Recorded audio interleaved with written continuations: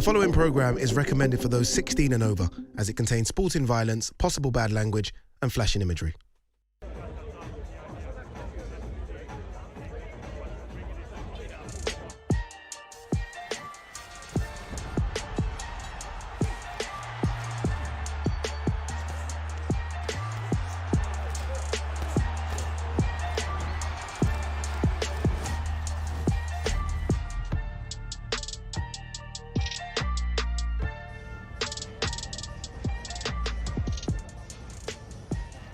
They always say expect the unexpected when it comes to boxing, but this is something different. Welcome to the OVO Arena here in London for what is going to be an absolutely epic press conference. This one, day of reckoning, December 23rd, live on DAZN pay-per-view, and we have assembled two of the big guns. Not just Adi Oladipo here, Tony Bellu's with me, Darren Barker's with me as well.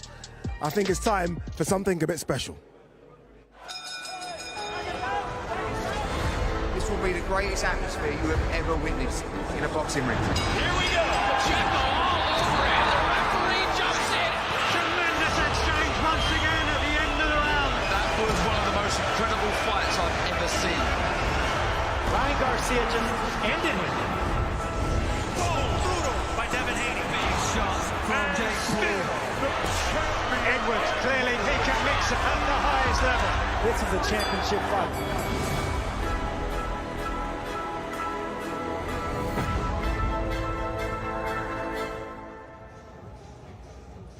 Is it going to happen? Is it going to happen? Well, of course it's going to happen. Look where we are, OVO Arena, Wembley. Look at that behind me.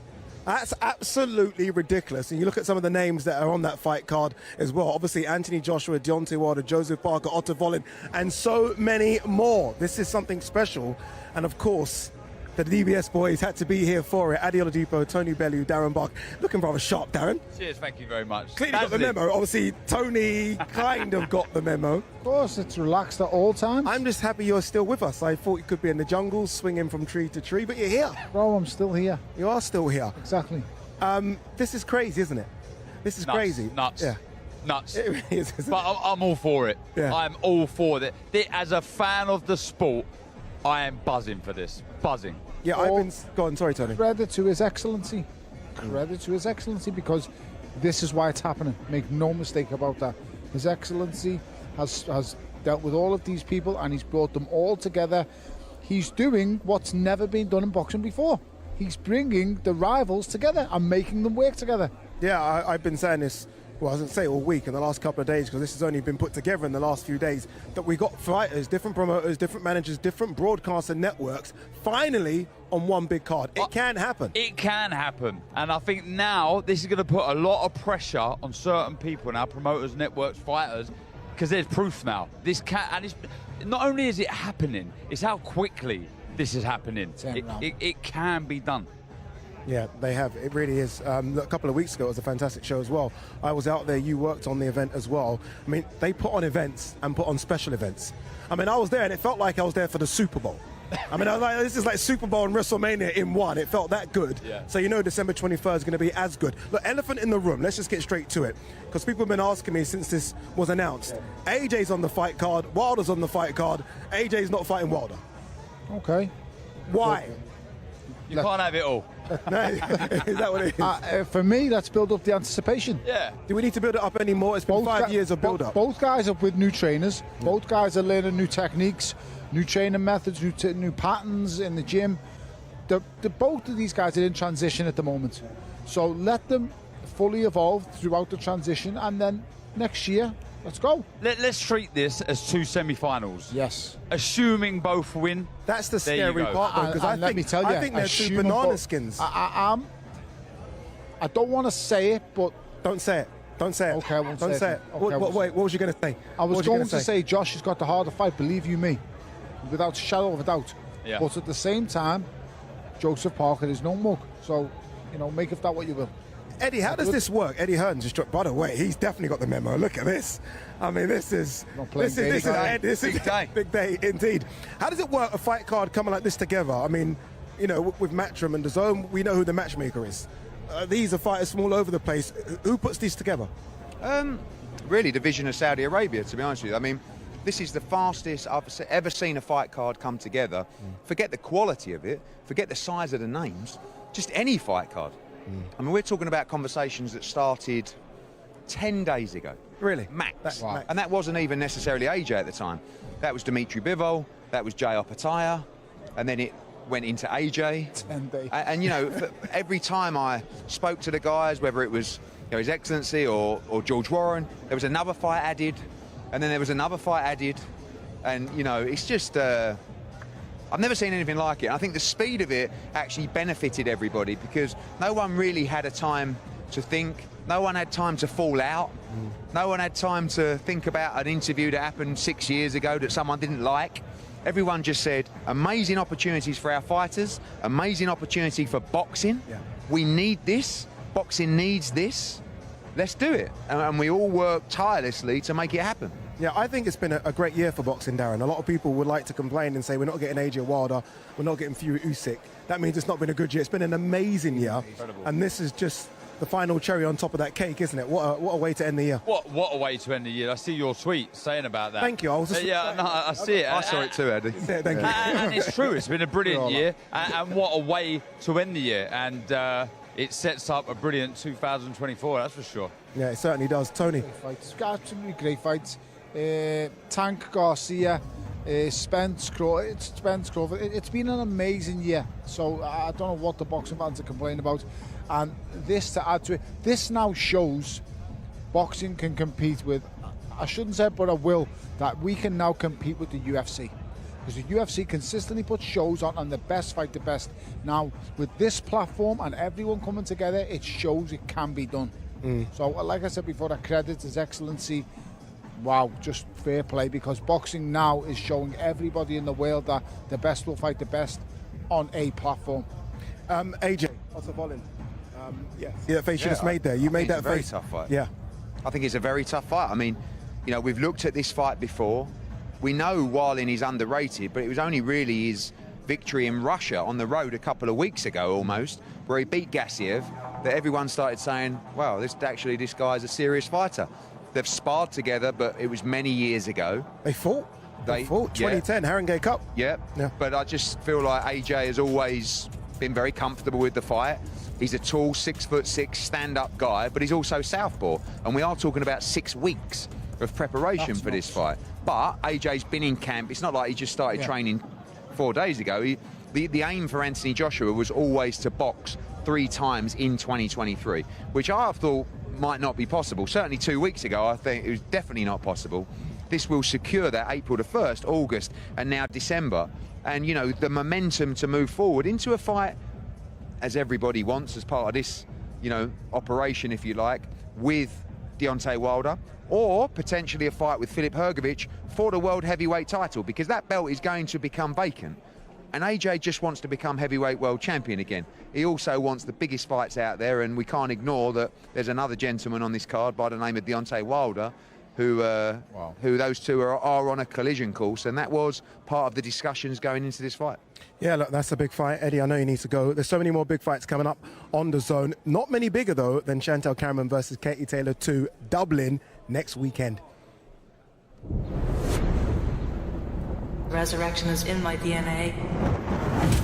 A champion's true character is found in the face of adversity.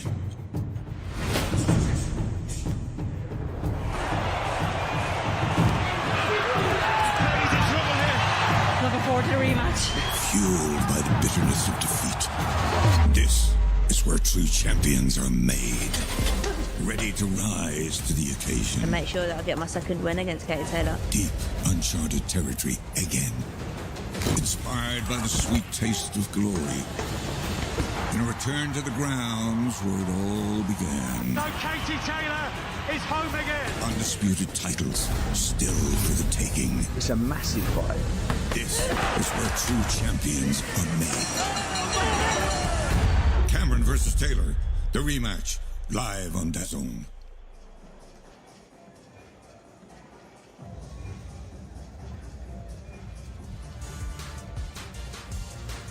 So much to come on DAZN, isn't it? It really is an absolutely packed schedule. Obviously, Cameron versus Taylor 2. Who doesn't want to see that one? Then Garcia's back. Ryan Garcia versus Oscar Duarte the week after. The week after that, Devin Haney versus Regis Prograis. Devin Haney got up to 140 pounds to take on Regis Prograis, the current WBC champion in that weight. And then I think my fight, or one of the fights of the year, Bam Rodriguez versus Sonny Edwards, who is the best flyweight on the planet. Flyweight unification fight between those, WBO and IBF. Good schedule. Solid schedule. It's not That's not bad, is it? It's not bad, is it? Show me something like that somewhere else. I can't. It's impossible. Of course it is. I can't. Honestly, it's That's why impossible. we're the best. Yeah.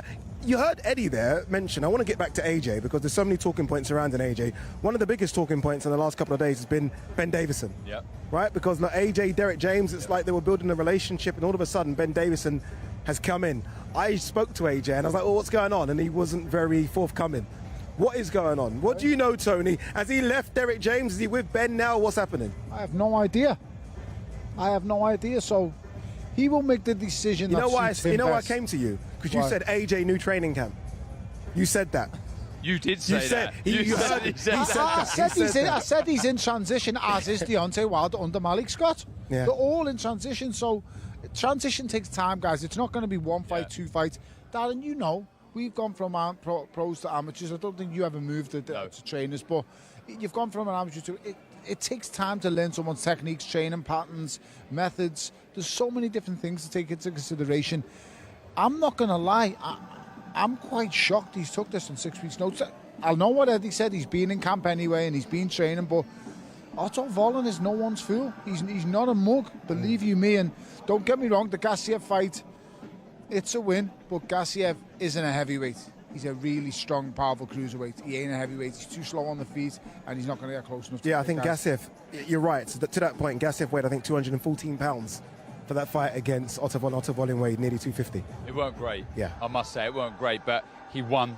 He won fairly comfortable, in my opinion. I know it was quite close on the scorecards, but he showed what a nightmare he can be. Wallin, he can move, he can fight, he's tough. We see that against Fury. He's a nightmare. I get where you're coming with it, so and you would agree with this, I'm sure, with AJ. AJ will fight anyone at the drop of a hat. He doesn't care, but everyone around, I'm still shocked that this is happening so quickly. It's incredible. It's unheard of.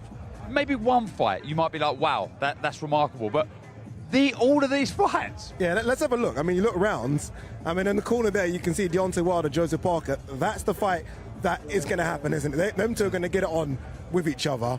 I mean, that's a banana skin as well. I mean, Deontay Wilder's had one round of boxing in 2 years. And Parker looked good, didn't he, against Keane? He looked good against Simon Keane, and this will be his full fight this year, Joseph Parker. Activity against a 38-year-old Deontay Wilder who's not been active. You need activity if you're fighting someone like Wilder. Timing, distance, so important, going in there with such a big puncher.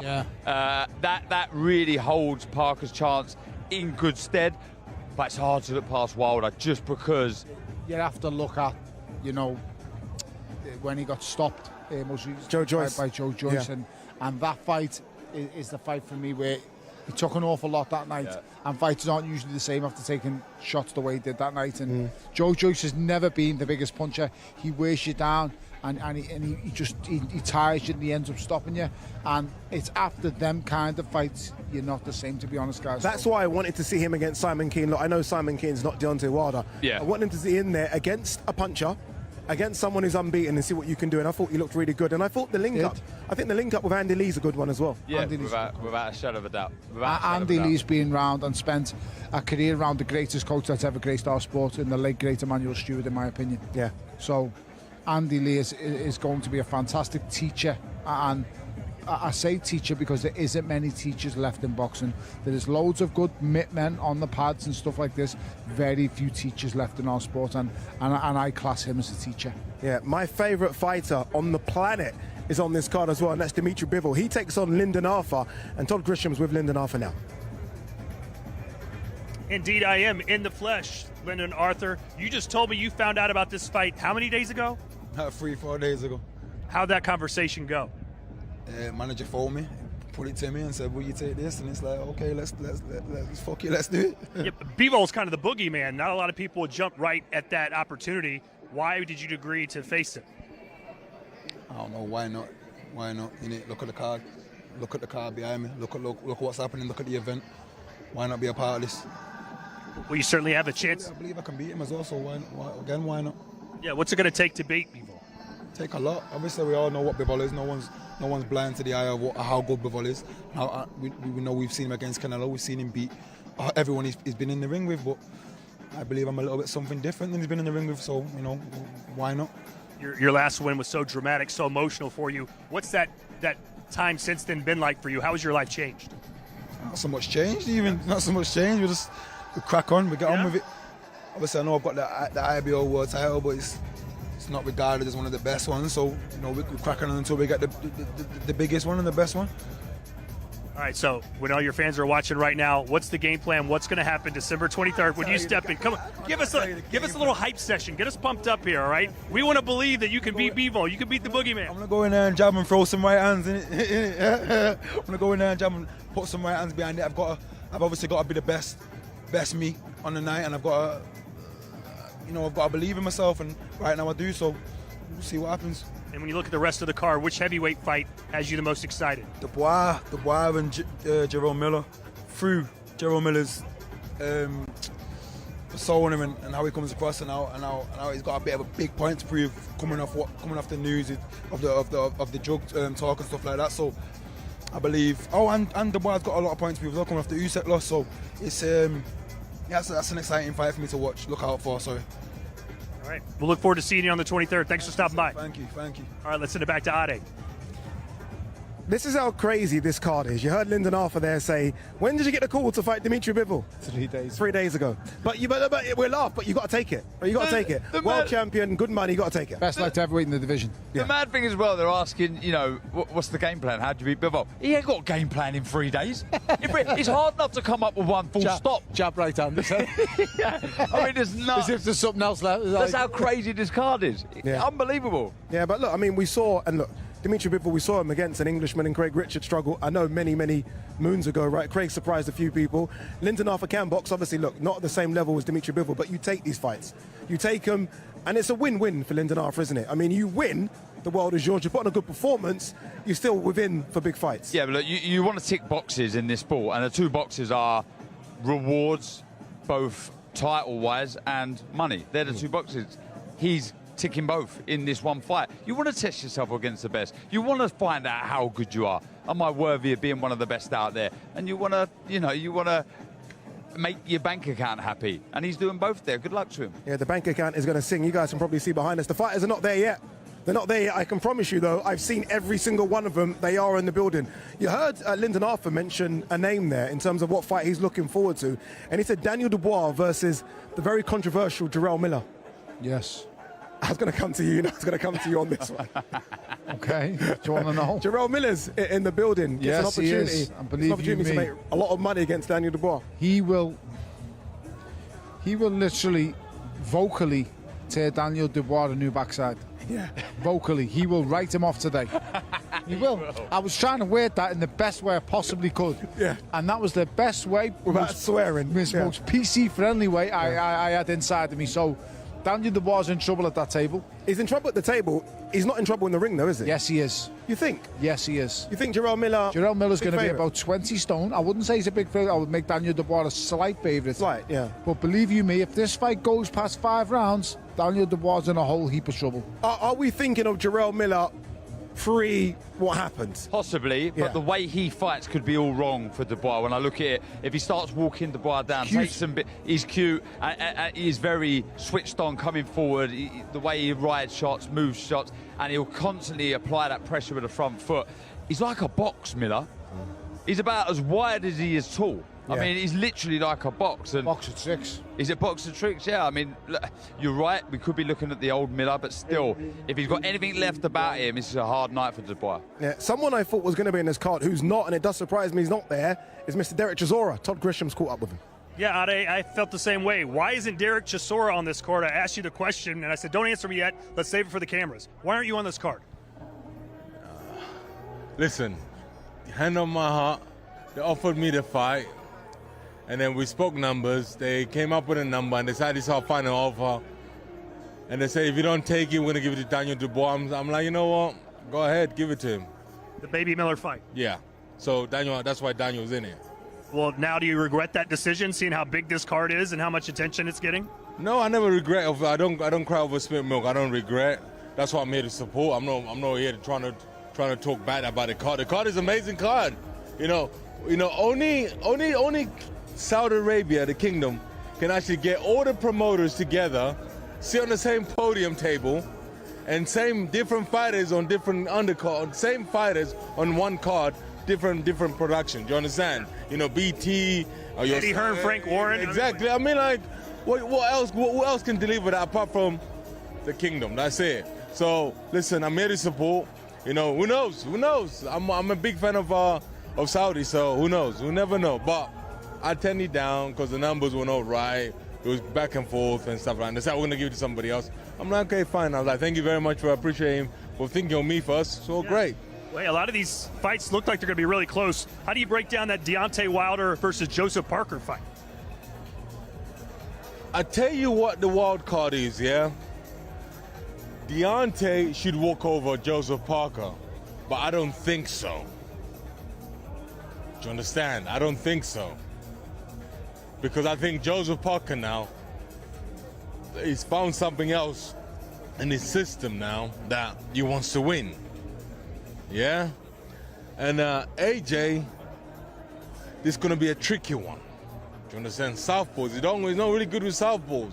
He's got a new trainer, so we don't know. Be exciting.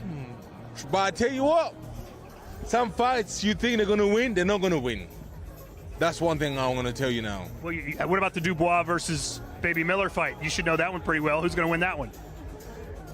If Daniel don't quit, he wins the fight. But if Daniel starts quitting in round 4 or 5, he loses the fight. Well, I'm glad you're here either way, even though you're not on the card. You're great on the microphone. Ade, almost as good as you. Is that Tony? I thought Tony was in the jungle. He might be going soon. Everyone thinks you're in the jungle. I'm here. Derek Chisora should have been on the card. From what he said, there should have been Derek Chisora versus Jarrell Miller. I'm surprised he's not on the card. Can't believe it. We understand why now. He would have been a good addition for sure. A lot of fun he would have been on that table for sure. Yeah, Miller. Him and Baby Miller. Him and Jarrell Miller. Wow. I mean, on the top table. I mean, I know you said Jarrell Miller can tongue-tie Daniel Dubois. He can't tongue-tie Derek Chisora. That would have been Derek interesting. Chisora tongue-ties Derek Chisora, mate. Have you listened to him over the years? Derek says things that just go up in the air and no one understands what he's on about. Yeah, he also throws things up in the air as well. Say, you'd have to screw them tables to the floor because there's a good chance against Miller. Chisora's throwing them all over the place. One fight I think is going under the radar, and you can understand why, because it is a stacked card, is Arslanbek Makhmudov versus Agit Kabayel. He scares me. He is the scariest looking heavyweight. Genuinely walking him down. Sonny Liston. Oh, wow. Mate, wow. he's walking him down. Really? He's walking He's a him handful. down. Kabayel is a nightmare, but believe you me, he can only be a nightmare if you allow him to be a nightmare. He will walk him down, and he will get to him. Yeah, it's going to be a good one, though, isn't it? Yeah, but just so dangerous with the right hand. He's just a beast. He's seek and destroy. He will walk Caballero down, like Tony says, and at some point, and I think it'll be some point early, he will catch him and he will stop him. What do we think? And that's all. What's the fight of the night here? What's the best 50-50? Daniel Dubois, Jarrell Miller. You think so? I think Dubois, Jarrell. I can't call it. I think the others I'm not going to lie. pick a winner. I actually think it might be AJ and Otto Wallin. See, I go the other side. I go the other main event. I go Wilder Parker. I think that has a little bit more substance, maybe, with the way that Parker fought recently, and the inactivity of Wilder. Makes that one a little bit closer. How good is it that we've all gone 3 different fights? Yeah. How rare is that on a fight card where we all go 3 different? Everyone's just forgot the best cruiserweight in the world, Jai Optaya. Yeah, it's true. Again, the best cruiserweight in the world. He's a sensation to me. Yeah. The boy is outstanding. I watched him. I'd studied him in the background, so I've known he's about for a few years. He was even better in the flesh. Yeah, we did commentary for that, didn't we? And we were both in awe. We were sat there saying, we cannot wait to see this man fight again. Yeah. We're going to get the opportunity very soon. Yeah, I think we all knew from the very first minute in that fight against Jordan Thompson just how good he was. Yes. And you know what really surprised me in that fight as well? Obviously, we know his boxing ability. Jordan Thompson landed a right hand that would have took down a Yeah. house. Yes. And Opataya ate it and kept moving forward. And I think what? from that, and what? It's kind of, is that it? Yeah. And from that moment, I knew that we had something a bit special. It was almost similar. I don't know if you remember Golovkin when he fought Daniel Gill. Daniel Gill catches him with a right hand. Simultaneously, he sort of, Golovkin comes back and hits him with a shot. Similar with Opataya there. He took a big shot off a massive cruiserweight who's going to 100% be a heavyweight soon and just walked through him. I mean, again, like he's on the undercard, way down the undercard. But they're all on the undercard. That's who's top of the bill. This is interesting, though. Obviously, Who is being top out of the in, bill? this is all the questions that are going to be answered on the main stage today. Because going back to the event in Saudi Arabia with Fury and Ngannou, we kind of knew, okay, this is the undercard, and this is the main event. 2 different arenas. We have no idea how this is all playing out. Yeah. Because I don't know if Deontay Wilder is going to want to be co-main event to Anthony Joshua. Yeah, I mean, what is it? A toss of a coin? You know, I mean, is there going to be 2 rings and just like at the same time? like the old amateur days. Yeah. It's a big tournament. It's just, you don't know what could happen here. But like I said before, you have to credit His Excellency because he's making our sport great again, where everyone can fight everyone. And there is no politics. You have to remember in boxing, there's agents, there's managers, there's trainers, there's promoters. All of them 4 that I've just mentioned, they all have different agendas. They all have different plans. And it's just impossible to get them all to agree. And then on top of that, I forgot the fighters. So for him to get everyone around the table and get everyone here, I can't give him enough credit. This is where you play that song in the background. Money talks. Money talks. Dirty cash, I want you. Look, I don't know how long this is going to last for, but whilst it continues, I'm all for it. This, as a fan, forget my duties in this sport. As a fan of the sport, enjoy this, because that is a mega mammoth card. Back to the question. I know we kind of skirted over it here about what is main event. Obviously, we've been used to AJ for the last several years, been main event unequivocally, without question. Deontay Wilder versus Joseph Parker is champion versus former champion. I mean, is there not a question that could be main event? Yeah. But then AJ's boxed boxed quick. The turnaround's been so quick, and he's the one everyone lives. Deontay Wilder had 1 round in 2 years, did we say? 1 round in 2 years. 1 round in 2 years, and it was against Robert Hellenius. Yeah. Now AJ's fought 3 names back to back. Well, this is the 3rd now, and is on a bit of a roll. So, actually, who's the bigger name? I think it's quite clear to say it's Anthony Joshua. AJ is, isn't he? AJ's the bigger name. He's the biggest. But listen, Deontay Wilder can walk down the street in his own country, and some people don't know. Let's be totally and brutally honest. Josh ain't going nowhere. Ain't nowhere in the world he's not known. So he is the biggest name on this card. There is no mistake about that. But I get it.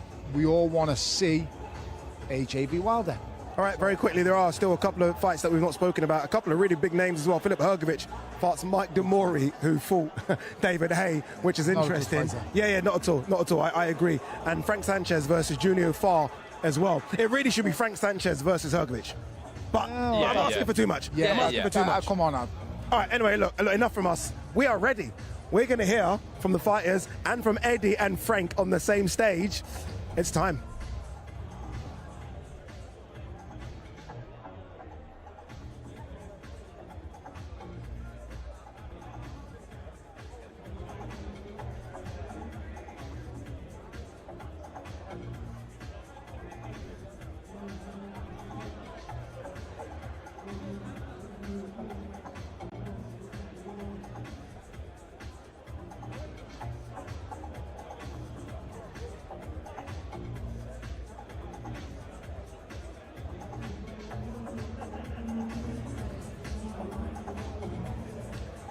Well, they're not quite ready. And this is going to happen, right? You try and put on the biggest event we've seen this year in 3 days. They're not going to be able to chuck to a press conference in perfect, pristine time.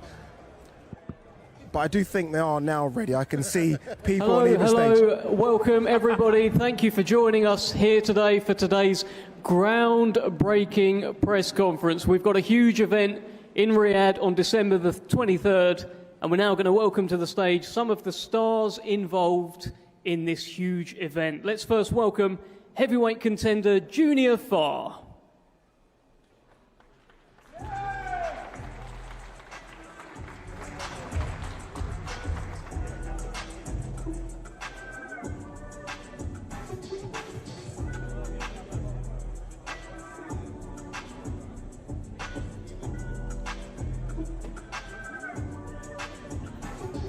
All right, let's keep it moving as we wait for Junior Far. Let's welcome to the stage two-time European heavyweight champion, Ajit Kabayal.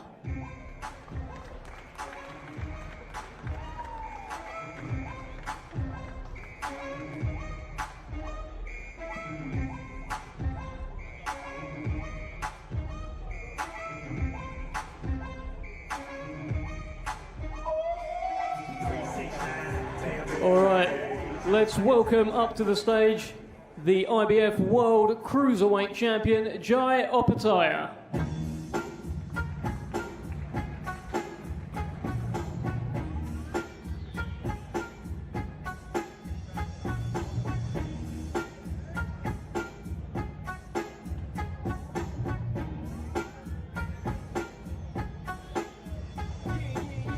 All right, now let's welcome to the stage the IBO World Light Heavyweight Champion, Lyndon Arthur.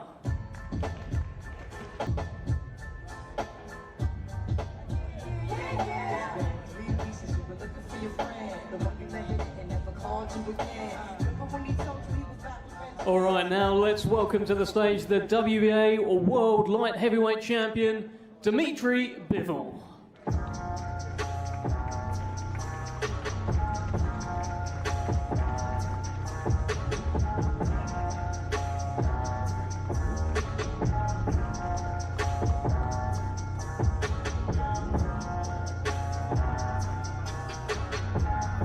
All right, now let's welcome to the stage heavyweight contender Junior Far.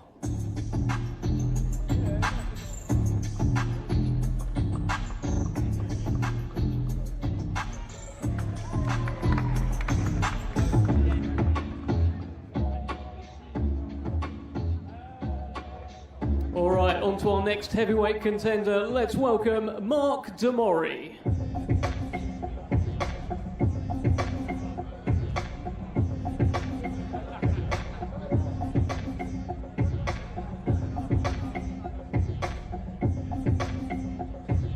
All right, now let's bring to the stage another heavyweight IBF mandatory world heavyweight title challenger, Filip Hrgović.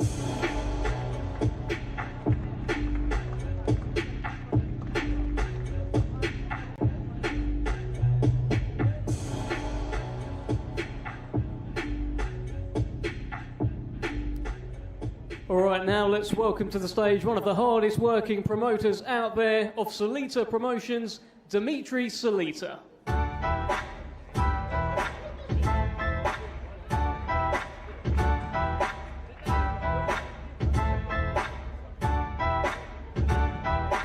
Let's now welcome to the stage the former WBA heavyweight champion, Daniel Dynamite Dubois.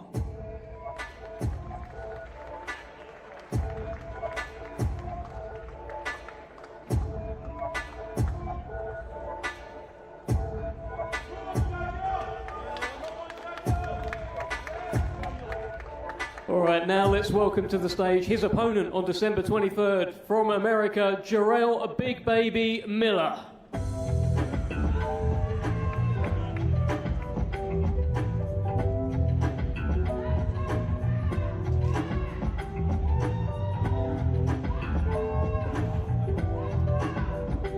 Okay, another heavyweight contender. Let's please welcome to the stage Otto Wallin.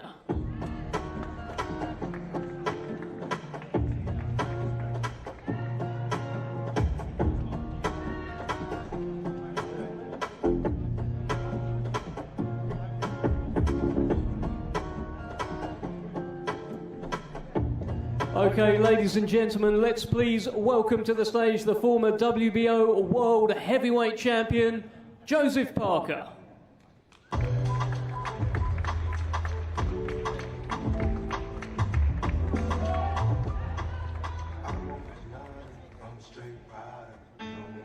Okay, let's now welcome to the stage long-time boxing manager and indeed the manager of Deontay Wilder, Shelley Finkel.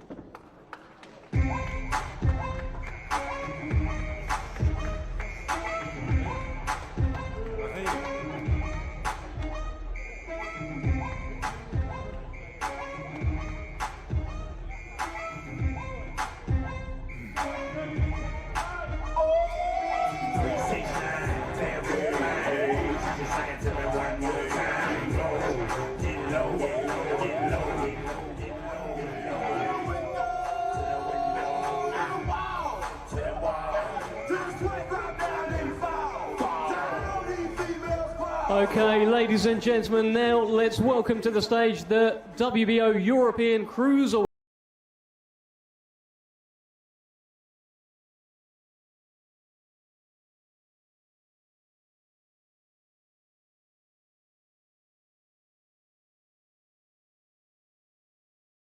Now let's welcome to the stage the chairman of Matchroom Boxing, Eddie Hearn.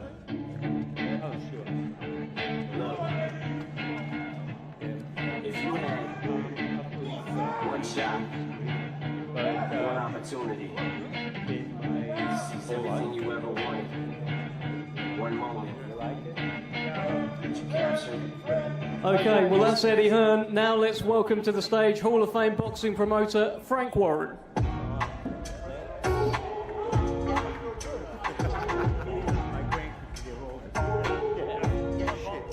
Yes, exactly. You like it?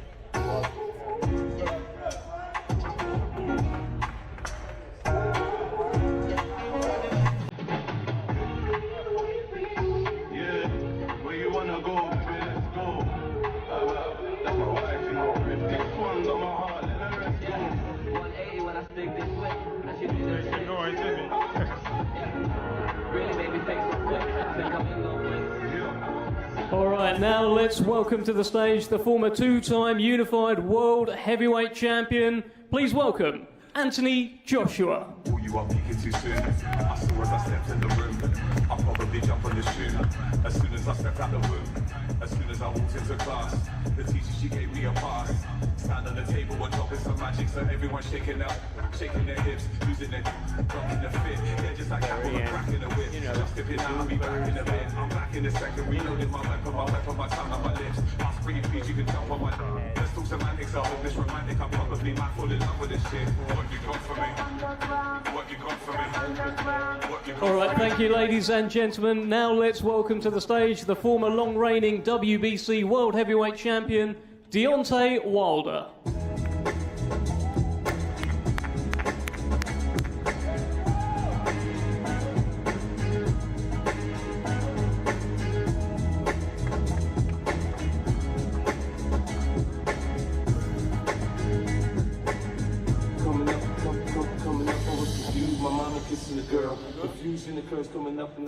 Okay, full table here. Good afternoon, good morning, good evening, wherever you are joining us around the world. You are very welcome for today's monumental press conference. Before we begin, there is a very special individual here, over there to my right, over there to your left, the chairman of the General Entertainment Authority of the Kingdom of Saudi Arabia, His Excellency Turki Al Sheikh, who would like to say a few words.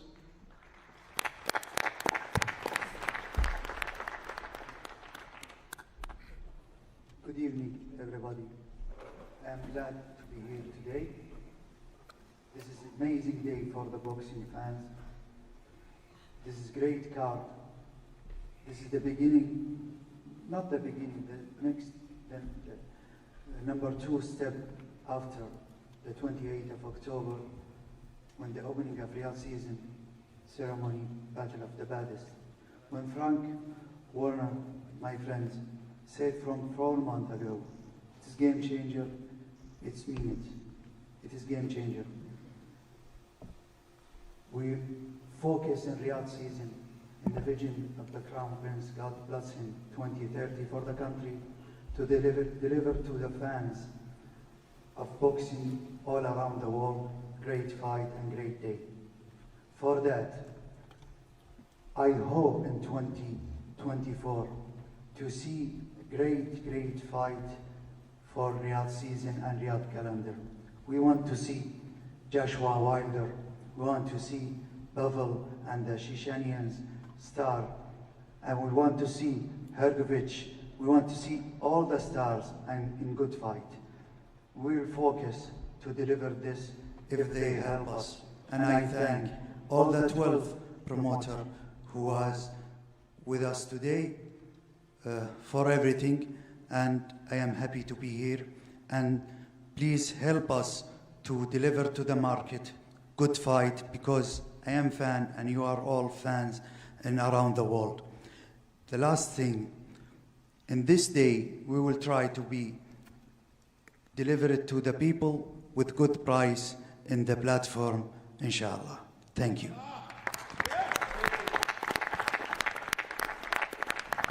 Thank you very much, Your Excellency. Well, for boxing fans who have been following the rumours the last few days, we've got great news. It's true. Look at this top table. On December 23rd, there is a day of reckoning in the Kingdom of Saudi Arabia to continue Riyadh season. A huge night coming up. A galaxy of stars, world champions, contenders will all descend upon the Kingdom Arena in Saudi Arabia, the second boxing event of this Riyadh season, and we cannot wait for this one. The co-main events, the return of the former two-time unified world heavyweight champion Anthony Joshua, taking on Sweden's tricky tall southpaw Otto Wallin, and in co-main event status, the return of the long-reigning, hard-hitting former WBC world heavyweight champion Deontay Wilder, taking on former WBO world heavyweight champion, the reignited Joseph Parker. But as you can see from this top table here, there's so much more than that. There's so many fights here that could just headline their own event. Top to bottom, this may be the most talent-laden, strongest card ever put on in the history of boxing. That is what we're dealing with here. It's December 23rd. It's the second boxing event of Riyadh season, and it's in the Kingdom of Saudi Arabia. Well, this historic fight card will be presented to fans worldwide by the General Entertainment Authority of the Kingdom of Saudi Arabia in conjunction with Frank Warren's Queensberry, the NEC, Gold Star Promotions and Seller. And on behalf of Queensberry, we would like to say what a privilege it is to be working again on such an incredible night as we continue this year's Riyadh season. And we'd like to express our heartfelt thanks to His Royal Highness, the Crown Prince, Mohammed bin Salman.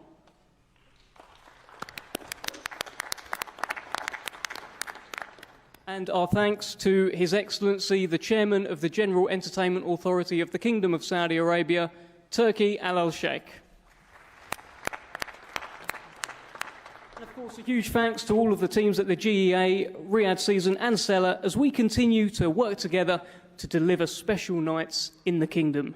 Very shortly, we'll be hearing from each of these superstars up here on the top table. But before we begin, I'd just like to take a moment to discuss our wonderful hosts on December 23rd. And Riyadh season has simply become one of the most anticipated global events of the year. People travel from all over the world to come and have a look at what's going on in Riyadh season. There's more than 12 zones, each offering very unique experiences. There's live concerts, sporting events, some of the best fine dining out there. And of course, we commenced Riyadh season this year with the Battle of the Baddest. Just a few weeks ago, we saw world heavyweight champion Tyson Fury take on lineal MMA heavyweight champion Francis Ngannou in an event that the world has been talking about for weeks and weeks, and will be talking about for decades and decades to come. For those who have already had the privilege of visiting Riyadh, you will know that there is something very magical in the Saudi Arabian air. And for those who are going to go, well, something very special awaits you. This event on December 23rd is everything that Riyadh season is about. It's big time. Let's bring in Hall of Fame boxing promoter to kick things off, Frank Warren. At the start of the relationship with His Excellency, you talked about what a game changer this was going to be. I think boxing fans watching this around the world will look at this top table, look at some of the people on here together at the same time, and they would have to agree with you. Tell us how this event came together. It looks like an awful lot of hard work. It was, but just before we do that, I'd like to thank His Royal Highness, and I would like to thank His Excellency Turki Al Sheikh for making this event, which is in the Riyadh season, possible, which will showcase the best in boxing, along with the General Entertainment Authority of Saudi Arabia. Another person I would like to personally thank for opening the door to this huge opportunity for boxing is the Gypsy King, the #1 heavyweight in the world, Tyson Fury. A big thank you to all of Team Seller, led by Dr. Rakan. Spencer Brown's Gold Star Promotions, our team at Queensberry, for putting this all together under a huge pressures to get 16 fight contracts for these type of fights together and done quickly is really, really hard, and it takes an incredible amount of work and dedication to do it. I thank you all. In addition to this historical moment for world boxing, all under the vision of His Excellency, 16 fighters across all of these fights, in addition to the Queensberry and Gold Star and the 12 co-promoters in this event. This is historical. It is a game changer. And you know what changed the game? The first fight we did opening Riyadh season. That was the key to the door. That has changed the whole face of boxing, and this could be the norm, and I believe it will be the norm. We're going to see these great fights. We're seeing people, all like-minded, working together now. We're all working together to make these fights happen. And you know why we're doing it? We're doing it for the fans, because they're the ones who count. These are great fights. These are the fights that the world wants to see, and we will be delivering them on a regular basis. And it's all down to this man sitting up there. His vision has made this happen. Make no bones about it. He has made this happen, and we're delighted to all be a part of it. And I think I speak for all of us from that perspective. It's just a fantastic situation for boxing to be into. And it's going to be, as I said, a game changer. Just on that, Frank, I mean, we were there in Riyadh a few weeks ago, certainly an experience I will never forget. Is Riyadh becoming the home of big-time boxing? That's what it feels like. Well, it is. I mean, it's a new destination, and it will be. There's no doubt about it. There's big commitment for fights to happen in the future. It's been shown just within a course of a few weeks what's been put together here and what happened prior to that. There is a huge commitment, and that is brilliant for the sport. You know, boxing's a fantastic sport. It's one of the best sports in the world. You know, for me, it is the best sport in the world, and it's got some of the best athletes in the world, if not the best. It's the most dramatic sport of all of them. And these fights that everybody's been driving me mad about, Eddie mad about, you know, all the promoters along here saying, why isn't this not happening? They're going to happen. They will happen now. And that is going to be just something special. Thank you very much, Frank. We'll come back to you for various fighters that you've got involved. Let's start talking to the fighters involved in some of these fights. Let's talk about some of these fights.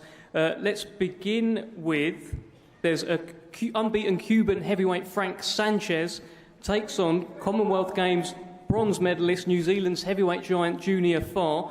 The fight is brought to you for Riyadh season by the NEC, the General Entertainment Authority, Frank Warren on behalf of Queensberry Promotions, Gold Star Promotions, Sella and DiBella Entertainment. Now we're going to start with Junior Farr, as Frank Sanchez can't be with us. Junior, a big moment to shine, a big stage for you, big opportunity. Tell us what's going on in the mind of Junior Farr. In the mind of Junior Farr. Well, tell you what, first of all, this is just a great opportunity that I have to really showcase my skills and just to be on this massive stat card, probably the best card that the world has ever seen. So I'm taking the opportunity with both hands. Frank Sanchez is a great fighter, great technical heavyweight contender. I know what I'm in for, and I'm there to basically steal the night and just put on the performance of my lifetime. That's what I'm planning to do. Well, Junior, look, Frank Sanchez isn't here, but I'm sure with the rest of the world, he is watching this press conference. Do you have a message for Frank Sanchez? What's up, bro? Just, yeah, train hard. I'll see you December 23rd. Thank you very much, Junior. Nice message as well. Let's continue with another very intriguing heavyweight fight between two unbeaten heavyweights. Unbeaten Russian giant Arslanbek Makhmudov, a very scary-looking man, is taking on two-time European heavyweight champion Agit Kabayel. Agit Kabayel is here, but Makhmudov is not here. So we're going to speak to Kabayel. Agit, it feels like you have been on the cusp of big fights, linked to big fights for quite a while now, and now you've got the chance on a huge stage to go and make a name for yourself. Talk to us. First about, thank you for the hospitality. My English is not perfect. I hope you understand. Yes, it's a big opponent. I'm ready for the 23 December. This is a very big opponent and very good organization. I'm happy and I'm ready. And this Makhmudov guy, I saw him box a couple of weeks ago in Riyadh. He's a scary-looking guy. He made a lot of. He made quite an impression. Did he make an impression on you when you watched him? Yes, I watched the fight. It's a very good opponent. I say this is a very aggressive guy. Yes, this fight was a very good fight. Maybe this is two guys with a zero, not lose, and I hope this fight was a very, very two tough guys. And if he's watching this, anything you want to say to him? Do you have a message? I have a message for Makhmudov. Yes, Makhmudov, I hope you train good, and we will see on 23 December in Saudi Arabia. I'm ready. Okay, thank you very much. Ajit Kabayel, cracking fight coming up, 2 unbeaten heavyweights, December 23rd. Let's continue with a clash of 2 unbeaten cruiserweights. The IBF and Ring Magazine champion from Australia, Jai Opetaia, takes on Britain's unbeaten Ellis Sorrow. This fight is brought to you for Riyadh season by the NEC, the General Entertainment Authority, Frank Warren on behalf of Queensberry Promotions, Gold Star Promotions and Seller, in association with Matchroom Boxing and Tasman Fighters. And at this point, for the first time, I'm going to bring in promoter Eddie Hearn. Eddie, this is quite surreal. I didn't think I'd be at a top table asking you questions, but the world of boxing keeps moving, and here we are. You've got a few fighters on this show. Anthony, of course, who we'll come to later. But Dimitri Bivol, Jai Opetaia, big opportunity for them to maybe set up things for the future. Yeah, firstly, Dev, thank you. It is surreal. I think it shows you the vision and the strength and the plans of His Excellency. Thank you very much for asking our fighters to be part of this incredible event. I think Frank touched on it earlier, collaboration. We all want the sport of boxing to grow. We have our rivalries, we're competitive, but we also want the best opportunities for our fighters. And we'll come on to AJ later, but for Dimitri Bivol, the number 175-pounder in the world, and Jai Opetaia, the best cruiserweight in the world, this was an opportunity to be part of something very special.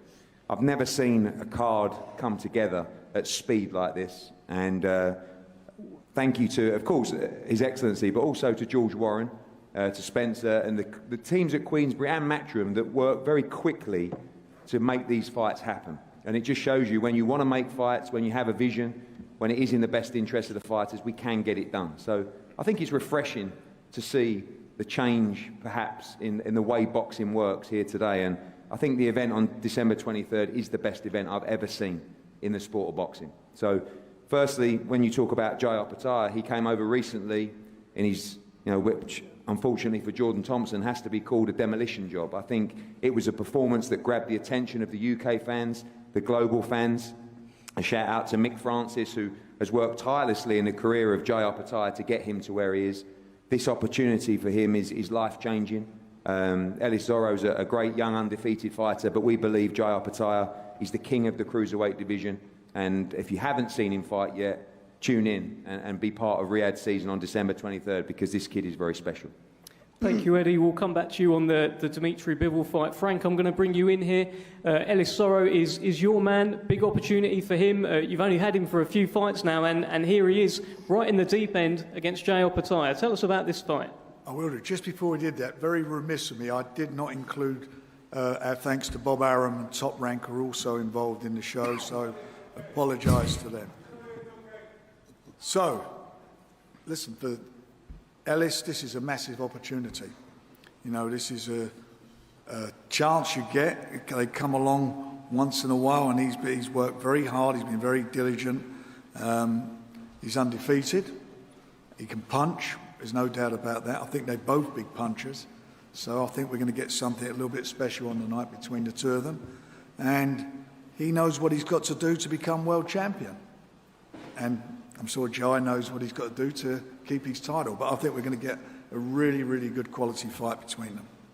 Well, let's bring in Ellis Sorrow. Frank says you know what you've got to do on December 23rd. Do you?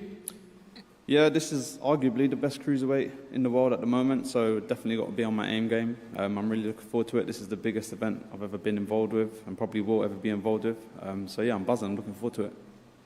Have you seen things in Opetaia that you think you can exploit? Did you watch the Jordan Thompson fight? Have you seen anything in his career where you're thinking, hey, maybe I can have some success there? Not really. I have watched his fights. He's got a good boxing IQ. Obviously, he's a southpaw. He's quick. He's powerful. Haven't really seen any loopholes in him just yet. That doesn't mean that there isn't any. But yeah, I can't focus on what he's done to other opponents. You know, styles make fights. So yeah, that's what it is. So Jordan Thompson was unable to get the job done that night. Why are you different to Jordan Thompson? Why can you cause more of a problem? Like I said, I just think styles make fights. Jordan's a lot bigger, a much bigger target than I am. And we're just different fighters, so I can't necessarily look at that and take much from that, if I'm being honest, Dev. Okay, thank you, Ellis. Let's bring in the IBF and Ring Magazine Cruiserweight World Champion, one of the best fighters out there, Jay Opataya. Jay, it feels like, you know, getting a stage like this, you are starting to get the rewards for years and years of hard work. Tell us how you're feeling heading into this one. You know, there's a big part of me that's so grateful to be a part of this card. But the other half's like, shit, you know, like I deserve to be here. I earned my spot here. And, you know, 23rd of December, I remind them, you know, the best cruiserweight on the planet. Well, you beat a Brit last time out in Jordan Thompson. Do you think you can do a similar job on Ellis Sorrow? Eddie Hearn referred to it as a demolition job. Can you do a similar one? Man, we just got to prepare how we prepare. You know, we got to get in those trenches, train hard, and anyone that is in front of me, we got to beat. So that's it. That's all we think of. And I'm hearing that you're going to be in the Tyson Fury camp. Is that correct? You're going to help him prepare for Alexander Usyk? Yeah, they've reached out for sparring. You know, when that happens, it happens. But, you know, I'm not focused on that. I'm focused on 23rd of December. You know, I've got a new mission in front of me, so let's get it done. Well, Ellis Sorrow's just over there, right next to you. Is there anything you want to say to him? Any message you have for him there, just sat there? Any message I have? No, man, I'm just ready. 23rd of December, man, this is what I do. And I'll remind everyone, the king of the cruiserweight division. Fantastic. Thank you very much, Jay Opataya. Two very respectful, unbeaten cruiserweights. Let's now move to the light heavyweight division where, again, simply one of the best fighters out there, pound-for-pound star, WBA light heavyweight champion, Dimitri Bivol, takes on the IBO world champion, Britain's Lyndon King Arthur. Now, the fight is brought to you for Riyadh season by the NEC, the General Entertainment Authority, Frank Warren on behalf of Queensberry Promotions, Eddie Hearn's Matchroom Boxing, Spencer Brown's Gold Star Promotions and Seller in association with World of Boxing Promotions and Wasserman Boxing. Eddie, I'm going to come to you here first on this fight. Dimitri Bivol is someone you have long championed. Big chance for him on a big stage to really make an impression on December 23rd. Yeah, I think Dimitri is an established pound-for-pound great in boxing. I think the job that Andrei Rybinski and Vadim Kornilov did with World of Boxing has been incredible, and it took him a long time to get his breakout fight. That came against probably, well, unquestionably at the time, the pound-for-pound number one, Saul Canelo Alvarez. The victory over him from Dimitri Bivol was... Does that still hurt, by the way? No, listen, you know, we were working with both, but Frank Smith, who can't be here today, is Dimitri's biggest supporter, and Vadim did a great job, and that win was iconic in boxing.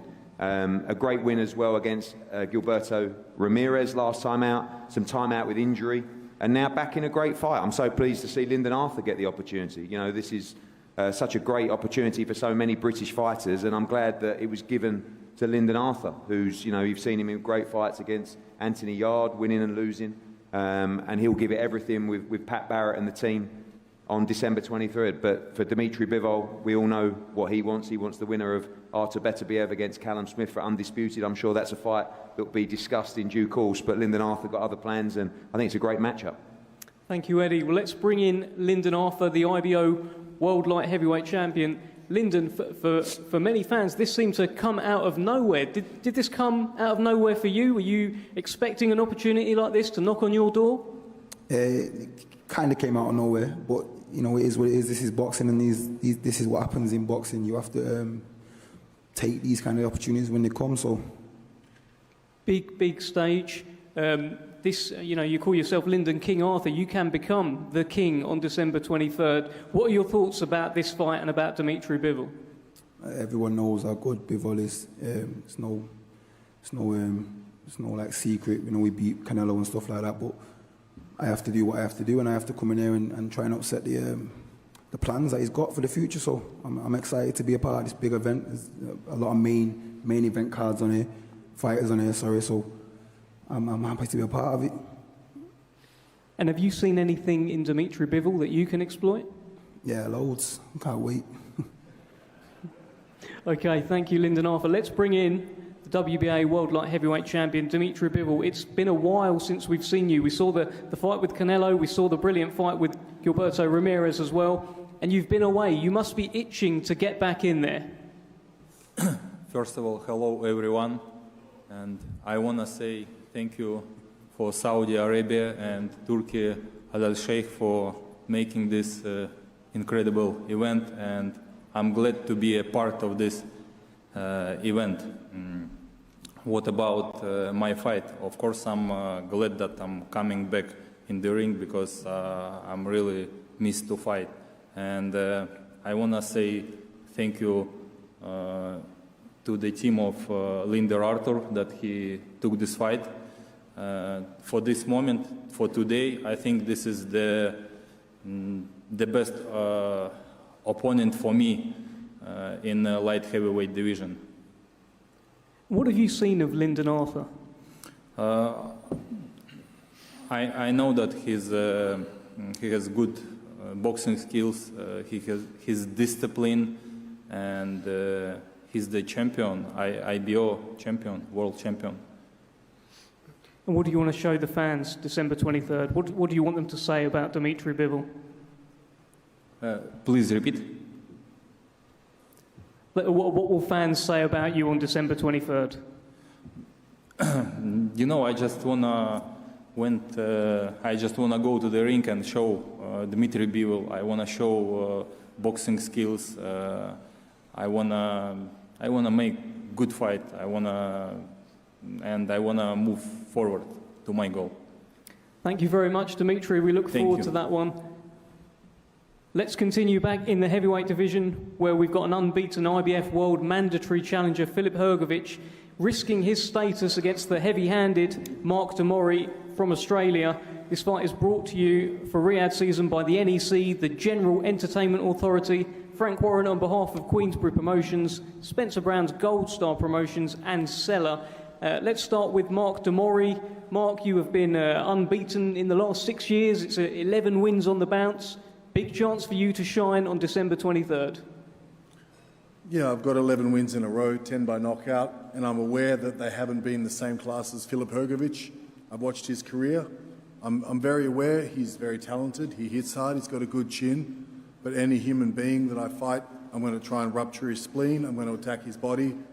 And I'm not going to sit on the end of his jab and try and win a 12-round fight against a guy of that height, looking for a very violent first 4 rounds. And what will be, but I'm there to try and fight, and I'm there to try and expose something. And I'm very aware he's a very good, strong fighter. I watched him, but I'm there to try. And I'm going to try in those first 4 rounds and let those hands fly and see what can happen. What would a win for Mark Damori mean? It completely changed my career, my life. The money you could make in a rematch, the money for the next fight, the confidence it would have in myself, in the way I could tell my kids, my grandkids, what I did with my career. That's how much respect I have for Filip Hrgovic. But also I know my personality, and I know when that bell goes, respect finishes, and you want to win. It's your nature. We're all gunslingers. None of us here want to be accountants or, librarians. We're here to fight. We love it. We love the money, don't get me wrong, but we're here because we love to fight. Respect Filip, but I'll let my hands go. All right, thank you, Mark. Let's bring in the man they call El Animal, unbeaten heavyweight contender Filip Hrgovic. Filip, this is a big, big night, and you've referred to yourself as the next heavyweight champion. Is this a chance to show everyone that you are all about business? Hello, everyone. First of all, I would like to thank His Excellency Mr. Turkey for giving me this great opportunity. Thanks to government of Saudi Arabia to putting this great night for boxing. I'm glad to be part of that. Very excited. And I'm glad that my opponent is also very excited. So I hope so we put up good performance and give to the fans what they want to see. You are the IBF mandatory. You are next in line. Who do you want to win that fight out of Fury and Usyk, and who do you think will win that fight? Yeah, I'm next in the line for the heavyweight championship of the world, and I'll fight the winner of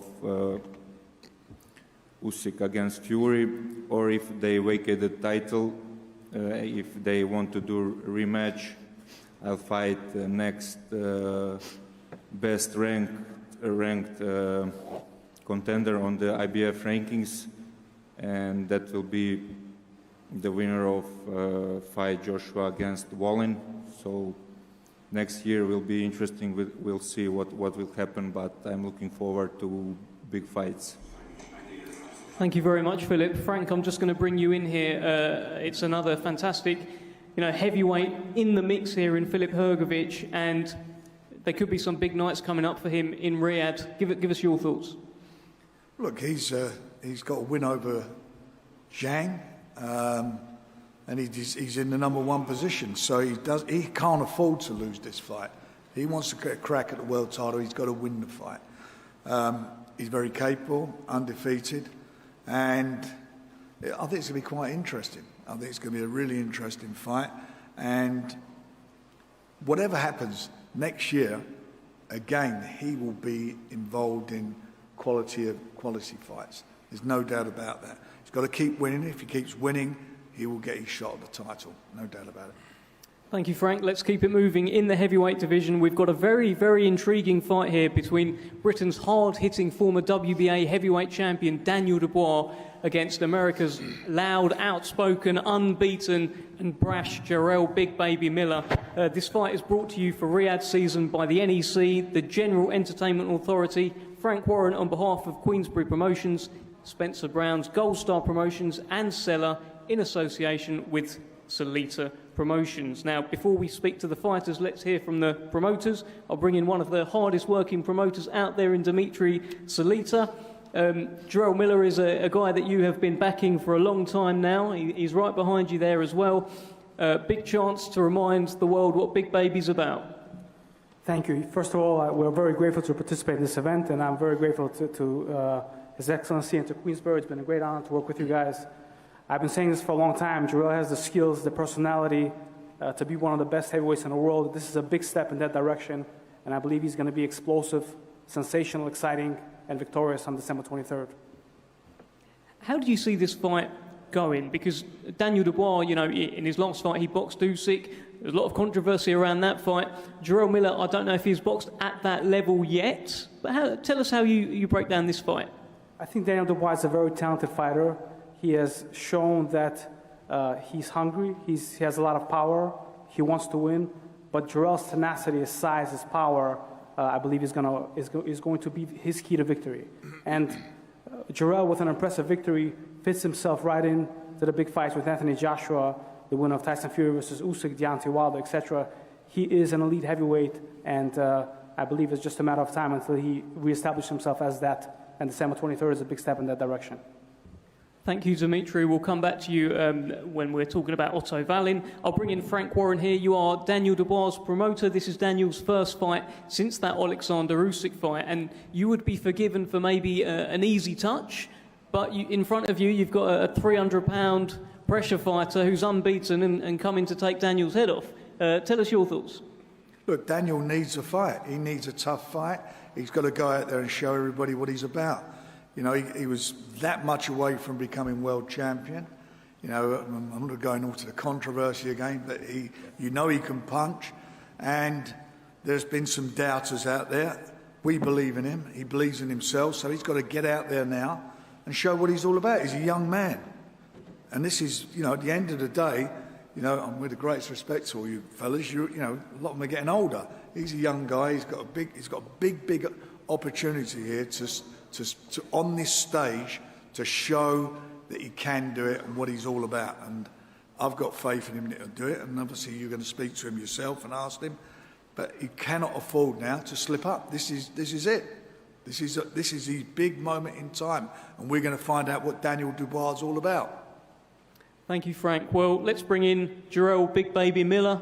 We are going to find out what Daniel Dubois is all about on December 23rd. Are we going to find out what you're all about? First of all, I want to say, we got to wake this crowd up. Assalamu alaikum. Thank you, Brother Turkey, for putting on this event. Frank Warren, George, for working diligently behind the scene and making it happen. Brother Spencer Brown, for really putting this together. And thank you, Daniel Dubois, for being the dummy to sign the contract, because I'm going to beat your ass. Listen, man, proof is in the pudding. When I talk that shit, but I back it up every time. So whether it's kickboxing or boxing, I'm going in there and I'm going to rip his head off. You know, there's a saying we have in New York. I mean, if you don't like vulgarness, cover your ear. We smell bitch in him. And once the bitch is in you, it ain't going nowhere. He quit against Joy Joyce. He got beat up and knocked out by a jab by Usyk, and those are small guys. I mean, Joy Joyce is big, but he ain't big baby big.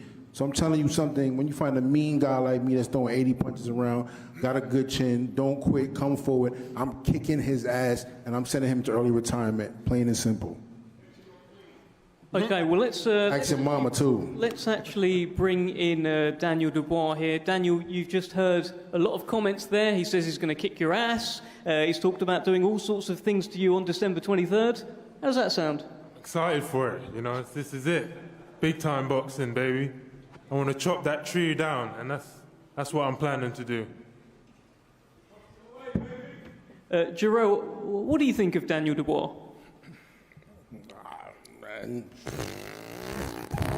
If shit had a twin, it'd be his face. It's plain and simple. I mean, listen, bro. Like I said before, we could talk the talk and walk the walk. I talk and I back it up. Like I said, I think the new trainer put the battery in his back, try to motivate him to get in there with the likes of me. You know what I mean? He was scared to fight Joseph Parker.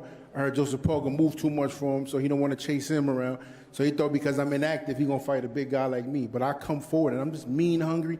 And like I said before, there's nothing he's going to do to me that's going to bother me. I'm going to hit him with everything in the kitchen sink, and I'm going to send him back to his trainer, and I'm going to tell him, I told you so. So listen, plain and simple, come December 23rd, I'm going to kick your stuttery ass. Watch. Daniel, any response to that? That's Bring it on. Bring it on. Bring it on. I'm ready for it. I'm motivated for this fight. And, you know, after that fight and the emotions that fight stirred up in me, I'm up for it. And I want to really go You're to war for this one. You're going to make him pay? Hey? You make him pay for it? Oh, yeah. Good. Good. That's what we want. His promoter got to hype him up because he over there, he's stealing a bag of chips over there, boy. Listen, man, I'm telling you right now, man, I'm going to fry your ass. Anybody, once I kick his behind, I'm going to buy everybody fish and chips in here. Bet my word on that. And Frank, we're going to talk long term. Don't worry, after I cook your boy. I feel bad for you for putting that money behind that dude. It's a wrap. We will see. Jarrell, I've just got one more for you because you have a kind of hostility with a number of heavyweights. I've seen recent things with Deontay Wilder. Of course, you were scheduled at one point to fight Anthony Joshua. Do you have anything to say to anyone else up here? Oh, they can all kiss my black ass. Deontay and AJ. I don't like none of them motherfuckers. You know what I'm trying to say? But one thing I can tell you is that after I finish with Dubois, I definitely want Manuel Chark because he got that belt. Them dudes got losses, and there ain't nothing over there for them belts right now. But I tell you one thing, though. We all know for a fact that AJ don't want no smoke with Deontay. Shut the fuck up. And even though... Start with me, you know. Even though... Yeah. Miller, don't start with me. Even though... You know, I'll come over there and slap you, and I see you brought your mum here again. Kick your ass last time. I see you brought your mum here again because you need a rent paid. Boy, shut up. You're not built like that. But like I was saying, we all know that AJ don't want no smoke with Deontay. As much as I don't like Deontay, I know Deontay will put that motherfucker in the grave. So I'll make it easy for you. Either you can fight Deontay and go to the grave, or fight me and go to the hospital. Either way, you can get your ass whooped. So pick your poison. So let's stop all that talking. Take Eddie Hearn, thumb out your ass, and pick somebody that really can fight. Either me or Deontay, one of us Americans whoop your ass. So stop running over your English muffin. You are not doing nothing. Listen, bro. You softer than baby. You're not doing nothing to me. Watch your mouth. You let my little cousin Eddie Reese. Watch your mouth. You softer than baby. Watch your mouth. I'll come over. Stop running from me. Stop running from Deontay. Man the fuck up and fight somebody with a heartbeat, bro. Shut up. But Daniel Dubois got to stop this. We can't have it, Daniel. Tell him, you're not going to let him do this, Daniel. Daniel, anything to say? Not right now, but we're going to keep things moving. Thank you very much, Jarrell Miller. And Joshua, we're going to start talking about your fight now as well. Of course, one of the co-main events on December 23rd, pits the former two-time unified world heavyweight champion Anthony Joshua, not against Jarrell Miller. He is taking on Jarrell Miller. Otto Wallin. Man, kiss my black ass. But I do think he will fight Miller one day. You ain't my promoter to judge what I'm going to do in my career. And he is taking on Otto Wallin on December 23rd. The fight is brought to you for Riyadh season by the NEC, the General Entertainment Authority, Eddie Hearn's Matchroom Boxing, Frank Warren's Queensbury Promotions, Spencer Brown's Gold Star Promotions, AJ Boxing and Seller in association with Salita Promotions. Let's bring in Dimitri Salita. Otto Wallin, your man, is in a tremendous position right now in the rankings, and he's got this chance now again against Anthony Joshua here. Tell us what you're thinking about this fight. Well, Otto Wallin has shown his world-class ability versus his incredible fight with Tyson Fury. He stayed busy. He's been working with his excellent trainer, one of the best teachers in the game, Joey Gamache, perfecting his craft, and coming off his last win against Murad Gassib, which was very impressive. I believe that Otto has the skills, the confidence to win this big fight. Thank you, Dimitri. Let's bring in Eddie Hearn here, Anthony Joshua's promoter. Eddie, you have been with Anthony every step of the way, and now the next fight is against a southpaw who's coming off a great win. How are you feeling about this one? I think it's a very tough fight. I think it's a great fight. Hello to Dimitri, who, you know, fighters should know, like Otto Wallin. Dimitri Salita has been trying to land this fight for years against Anthony Joshua. After every fight that AJ's had, Dimitri phones me. What about Otto Wallin? You know, we saw him in a great fight with Tyson Fury. I think, and not a lot of people know even about his victory on the road against Gassiev in Russia just a few weeks ago. It was a massive win for him. We respect him. He's well schooled. He's 6'6". He's a good southpaw, but we see something different from AJ now. You know, I think the plan at the start of this year was to box 3 times. When he was unified world heavyweight champion, the politics, the mandatories led to a lot of inactivity. He boxed in April, he boxed in August, and now he boxes in December. I think, you know, and I'm definitely biased, but I believe that there's the best chapter to write yet in the story of Anthony Joshua. You know, what he's given to this sport. He sold out arenas at Wembley Stadium, Millennium Stadium, Madison Square Gardens, Riyadh before. This is his 3rd fight in Saudi Arabia. He's changed the complete face of boxing. And it's a pleasure to go back. And you know, when we had the approach from His Excellency to bring Anthony Joshua to Saudi Arabia, it was a fight and a challenge that he wants to take. He wants to become world heavyweight champion again. I believe he can do it. And I think you're going to see a destructive performance from him. And I like what I see up here at the press conference. You know, no games, no mucking around. Business on December 23rd, move forward. We know there's another great heavyweight there in Deontay Wilder. That's a massive fight to potentially bring to Saudi Arabia in 2024. Filip Hrgovic down there, the IBF #1. Otto Wallin is IBF #2. This lines up everything for Anthony Joshua, one of the biggest fights of his career. And as I said, the greatest chapter in the story of Anthony Joshua yet to write. And I can't wait to see him shine on December 23rd. Thank you very much, Eddie Hearn. Let's bring in Otto Wallin here. I mean, Otto, as Eddie mentioned there, you've got that win over Murat Gassiev, which maybe went under the radar a bit, but it was a tremendous win. Your tail must be high right now. You must have all the confidence in the world heading into this fight. Yeah, I want to say thank you to the Kingdom of Saudi Arabia for putting on this show. It's really unbelievable what they've done in 1 week. With all these fighters, this is a huge event, and I'm so happy to be part of it. So thank you very much, and thanks to Queensbury and Frank Warren that we dealt with.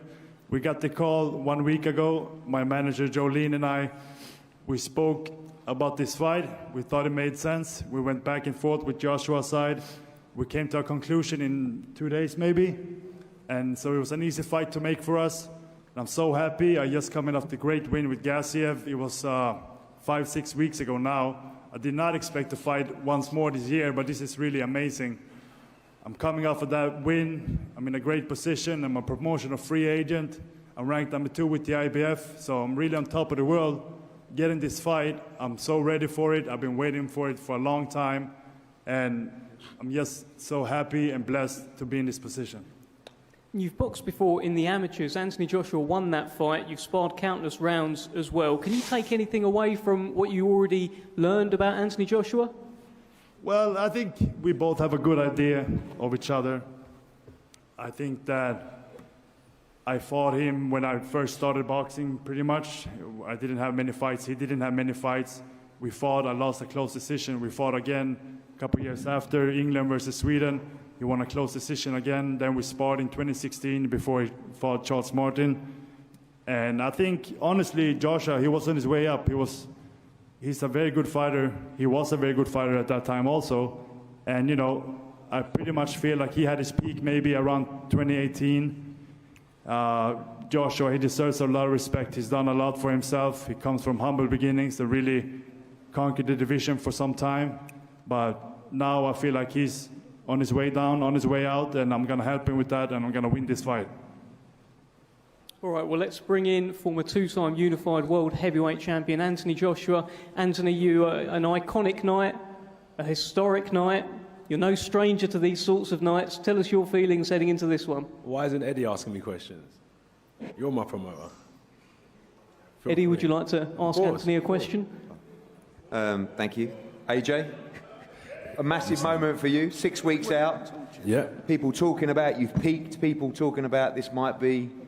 People talking about our peaks have never even seen what a peak looks like in their whole career, so I don't know what they're talking about, number one. Secondly, I want to thank His Highness Turkey and the Kingdom of Saudi Arabia for putting a phenomenal card together. And I'm looking forward to delivering my message to Otto Wallin on December 23rd. Obviously, this time around, short notice, 3 fights in 1 year. That was the plan when we set off for 2023. Yeah. You're going to deliver that, and it could lead to a huge 2024. But everybody talking about future fights, just purely focused on Otto Wallin, December 23rd. Yeah. I can't predict the future, but I know where I want to go. I know what I want to do, and I'm sticking to that plan. I set out a plan at the start of this year, and I'm sticking to that. I'm a man of my word. I stand firm on what I believe, and I believe I'm going to be 3-time heavyweight champion of the world. And my first stop to that in getting in the rankings is putting on a demolishing job against Otto Wallin. And finally, sorry, Dev, finally, crack on. Your third fight in Saudi Arabia, back to Riyadh. I know every time you've been, it's been an incredible, phenomenal experience. Incredible Riyadh season. We saw a breathtaking production, an event with Fury against Ngannou. Yeah. Excited to get back to the kingdom. 100%. When my family heard we was going back to Saudi, phone started ringing off. When can we get tickets? When can we book flights? They get treated real nice when they go there. I'm focused on my fight, of course, but my whole family, my community is going to be out there. There's going to be 100 of us strong, and it's going to be a really good time to be in Saudi Arabia. So if this is the first time you're hearing it, make sure you get booked up to head out to Saudi Arabia. December 23rd, it's going to be big, and I don't think we've ever seen a card like this before. And just definitely, finally, when we sat down in that meeting with His Excellency, just on Monday night, the vision that we saw, the passion that we saw for boxing, something that we all share. 100%. So this isn't a one-stop shop. This is what I like about the vision, is that there's a map, a road map with checkpoints. And I can't wait to get to the final destination. So as I said, this is my first stop. And December 23rd, I'll deliver that message, and I'll be on my way again onto the next bigger and better opportunity in 2024. I'm fully focused on this fight. I'm determined to win, and I'm determined to get back to my peak, if that's what they want to call it. Thank you, Anthony. Thank you, Eddie. I think all those questions I had written down here anyway, Eddie, so I think we're good. I think we covered it. Let's talk about the co-main event on December 23rd. A fight between two former world heavyweight champions, the long-reigning former WBC world heavyweight champion Deontay Wilder taking on former WBO world heavyweight champion Joseph Parker. Now, the fight is brought to you for Riyadh season by the NEC, the General Entertainment Authority, Frank Warren on behalf of Queensbury Promotions, Spencer Brown's Gold Star Promotions and Seller in association with Bomb Squad and Duco Events. Now, firstly, I'm going to bring in Shelley Finkel here, the long-time manager of Deontay Wilder. Shelley, great to have you. Fans have been crying out for the return of Deontay Wilder, and it's finally here on a big, big stage. If anyone knows me, they know I do not speak long. My fighters do the speaking in the ring. Evander Holyfield, just before the Buster Douglas fight, said to me, Shelley, how come you don't talk on loud like some other people? I said, they don't pay me for that, they pay you. And he went out and did the job with Buster Douglas. There was no reason for me to speak. This incredible card, we should all thank His Excellency for putting it together with, of course, the promoters here, Matchroom and Queensberry. When you look at what everything up here is, there's nothing I could say that would top this. So I will turn it back over to you. Thank you very much, Shelley Finkel. Let's bring in Joseph Parker. Joseph, you had a very clear mission statement at the Battle of the Baddest at the event just a few weeks ago in Riyadh. You wanted to look good, you wanted to get the win, and you wanted to get out in December. Tick, tick, tick. Here you are. Your reward is Deontay Wilder. Tell us your thoughts. Firstly, thank you to those involved for putting on this event. Excellency, Spencer Brown, Queensbury, trainers, Andy Lee, George Locker for the work that we've done so far, and big man Tyson Fury for all his help. And we've made a decision at the beginning of the year to keep busy, and this is the 4th fight in the year, and it's a fight that really excites me. I'm excited for this fight. You know, throughout my career, I've never went away from big fights and big opportunity, and this fight with Wilder, I'm ready for it. You know, I know we're here doing what we need to do, but I can't wait to get back into camp and put in work for this fight. I respect Wilder, respect Malik Scott, his trainer, and everything that they've done in boxing, but he is in my way. I know what I can do, and I'm here to win. And Joseph, you have been in camps with Tyson Fury, who was preparing for Deontay Wilder. What have you taken from those camps, if anything? You know, I rely on Andy Lee, my trainer, to give me advice and to come up with a plan, but Tyson has a lot of advice as well and knowledge on Deontay Wilder, being the person to beat him, also fighting him 3 times, so I'm going to lean on Tyson Fury in this camp. Well, look, one of Tyson's advantages was he was just so big. He maybe 50 pounds heavier at times. What are your advantages over Deontay Wilder? So you're going to see December 23. I feel like in my career, sort of went down a bit, but I got a spark back, you know, and I'm going to come in with a lot of movement, a lot of speed. What was that? Lights out. Okay. I think you said lights out. For you. Okay, thank you, Joseph. Let's bring in Deontay Wilder. Deontay Wilder, it's as I said to Shelley, it's been so long since we've seen you. I think we've seen about 3 minutes in a few years. You must be so ready to come back and show the world what you can do. Tell us. It's been a journey. First off, hello everyone. It's been a journey for me. I'm very excited to be here today. What a magnificent card that we have. We have so many warriors on this card. You know, it's overwhelming to be in the same room with so many other fighters. You know, some you done had in camp, some you done competed against, and some you're looking forward to in the future to compete against. And it's just a blessing to be able to have so many promoters to come together. You know, Queensberry promotion. Matchroom, and last but not least, Your Excellency, I appreciate you guys so much, you know, and the staff and put this magnificent card together, and I'm just ready to go, you know. When people come to see heavyweight boxing, they come to see excitement, but most of all, they come to see knockouts. And one thing for sure, you know, when I come, that's what I come to deliver. You know, and come December the 23rd, I'm coming to do the same thing. I'm on the same mission, you know, to regain my title back and to unify the division. That's my main goal. I got everything I want and need in life, but to come back and to finish what I started, it's going to mean everything to me.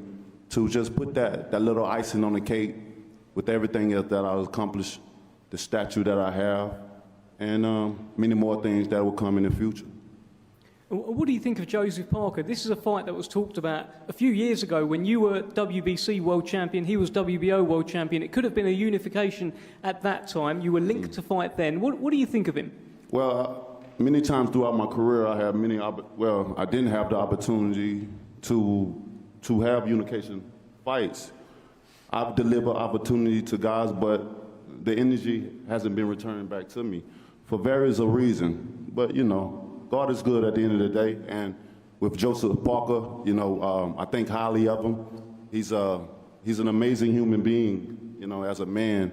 And he's a great fighter as well. And it's going to be a remarkable feeling to finally be able to share the ring with him once and for all. Well, Deontay, I've heard you refer to your power as a blessing and a curse. What does that mean? I mean, it's a blessing because I have the ability to knock a single man out with one punch. You know, this is something that's been with me all my life, not something that's just been developed. And the curse has been that I'm able to do that. It allow people to shy away from me, to become fearful of what may happen, you know, when they fight against me. And sometimes that can be harmful to the business of boxing, because as fans, they just want to see the best fight the best, no matter what, win, lose, or draw. And that's what it should be about. All these fighters up here, we're all warriors. And I always said all the time, and I'll forever say it to the end of me, that we risk our lives for other entertainment. You know, and that right there is that in itself is just, I mean, it's just, you wouldn't know what it feels like unless you as a fighter and get in the ring, you know. Many people talk what they talk and they say what they say, but until you able to get in the ring and see what that feels like and go through all the training and all the ups and downs what come with that, and your personal life as well on top of that, it's a lot. It's a lot you have to deal with. It's a lot that you have to go through. But at the end of the day, man, you know, we do it for our fans. We do it for the love that we have for this business and to take care of our families. One thing you said there, Deontay, you said about the power being a blessing and a curse. You said it's a curse because it can make other heavyweights shy away from you. Do you think any heavyweights on these two tables have ever shied away from a fight with Deontay Wilder? You're so messy. But, you know, hey, I don't really have to say much. Y'all done heard me many times throughout the years, what I've been saying and what I've been talking about or whatever. So I don't think that I really have to necessarily just call out anything or point out any names or whatever, you know, at this moment in time. At this moment in time, my mind is solely set on Joseph Parker. That's it. Shut your mouth. That is a question that I actually have as well. Thank you, Derek Chisora. Do you plan on knocking out Joseph Parker? And if so, which round? And Joseph, you should be all ears here. That's what I come to do, you know, and that's my only mission to come to do. When I look at the heavyweight division, that's what, you know, win is a good thing. It's just like basketball, you know. I can shoot threes, I can shoot twos, but it ain't nothing like a dunk for me. You know, everybody different. Everybody got their own, you know, personal thing that they like to do, but that's what I'm known for. And not just in boxing, in real life as well. You know what I mean? So I'm glad and I'm blessed to be able to bring it to something that means something. You know, it ain't just doing it for recreational. You know, we're doing it for a purpose, a reason. We all of us uplift people, we motivate, and we inspire people. And that's what I want to continue to do, to uplift, motivate, and inspire. And if anybody get inspiration off of me knocking people out and seeing that, the excitement, that's what I'm here to do, you know. I mean well for everyone, but we have a job to do at the end of the day. One final thing, Deontay. Look, a fight that you have been linked to for so many years. I understand Joseph Parker is your next fight, but I can't ignore that I have yourself there and I have Anthony Joshua here, a fight that has been linked for so long. You talked about having to get a plane to come over here and speak to Anthony Joshua. Do you have anything to say to him here at this press conference table? You know, it's good to be in the same room with him, to see him face to face. You know, it's been a long time coming. I wish you nothing but the best, bro. And hopefully soon we can get it on in the ring and get the people what they want, once and for all. But I wish you nothing but the best, even if it doesn't happen. But I believe it's going to happen. I believe it will. It's about that time. But even if it don't, I wish you nothing but the best, nothing less. Thank you, Deontay. Okay, let's finish up with Frank Warren. Frank, this has certainly whet the appetite here today. So many great fights coming up December 23rd. Give us your final thoughts. Well, look, this is a magnificent card. You've got these warriors on here, you know, some of the best fighters in the world, a lot of big guys here. And this is what it's all about. This is what big-time boxing is all about. This is about giving the fights to the fans, making them happen, and they're happening. And from this, hopefully some other fights that the fans want to see will happen. We've got the two best heavyweights in the world are going to be fighting for the unifying the title fairly soon, and you'll hear more about that. In the meantime, you've got two guys here in Otto Wallin and in Joseph Parker who could upset the fight, well, I think, which is the next fight everybody wants to see, and that's AJ and Deontay. That's the fight we want to see, but will it get ruined? Are these guys going to ruin everybody's dream of seeing that fight? I know these two fighters definitely want it and want to get it on, so we will see. Everything is on the line with this. Everything is on the line. These are real, proper fights, proper challenges for everyone. And at the end of the day, as I always say, it'll be the fans who benefit. And His Excellency sitting over there, it is down to his vision, the vision that he had and the wherewithal to make this happen. And me as a boxing fan, I applaud him for it. Thank you very much, Frank. Thank you to everyone who has joined us today and said their bit. And it's December 23rd. Did you want to say something else? One more thing, and I would say this because I'm his dad, and George Warren, and as Eddie said earlier, he's been, and all the guys up here, he's worked very hard with the team behind the scenes, and he doesn't like too much getting up front. He should do, because he does more than I do, that's for sure. But anyway, this is going to be an event that everybody's going to be proud of, and he had a big part in it. Thank you, Frank. Thank you, George, as well. December 23rd, it is unprecedented, it is historic, it is unrivalled. We continue Riyadh season with the Day of Reckoning. Very shortly, we'll get a big group photo down the front here, and at this point, we would like to welcome to the stage the Chairman of the General Entertainment Authority of the Kingdom of Saudi Arabia, His Excellency Turki Al Sheikh.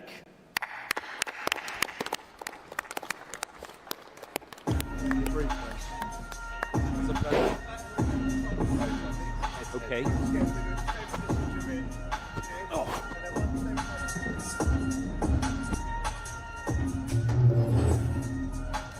That was fun. That was entertaining as well. Very disappointed that we're not going to get head-to-heads. I don't think we are. We're going to get a group photo. I don't want to see a group photo. I want to see nose-to-nose, face-to-face, eyeball-to-eyeball. That's what I want to see, which is a bit disappointing. But look, we are going to dissect what we just saw there. Myself, Tony Bellew and Darren Barker. It got heated when Jarrell Miller started talking. That was interesting. AJ's reaction to Jarrell Miller. Deontay Wilder, very cool, very calm, collective. Otto Wallin, very, very confident. But look, the guys are lining up now for a group photo. I mean, come on. I don't want to see this. This isn't it.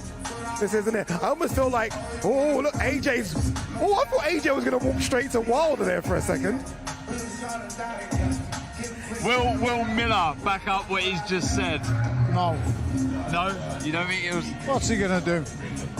You're with live people in here, and no one... You have to understand, we're not... Well, fighters are not scared of no one.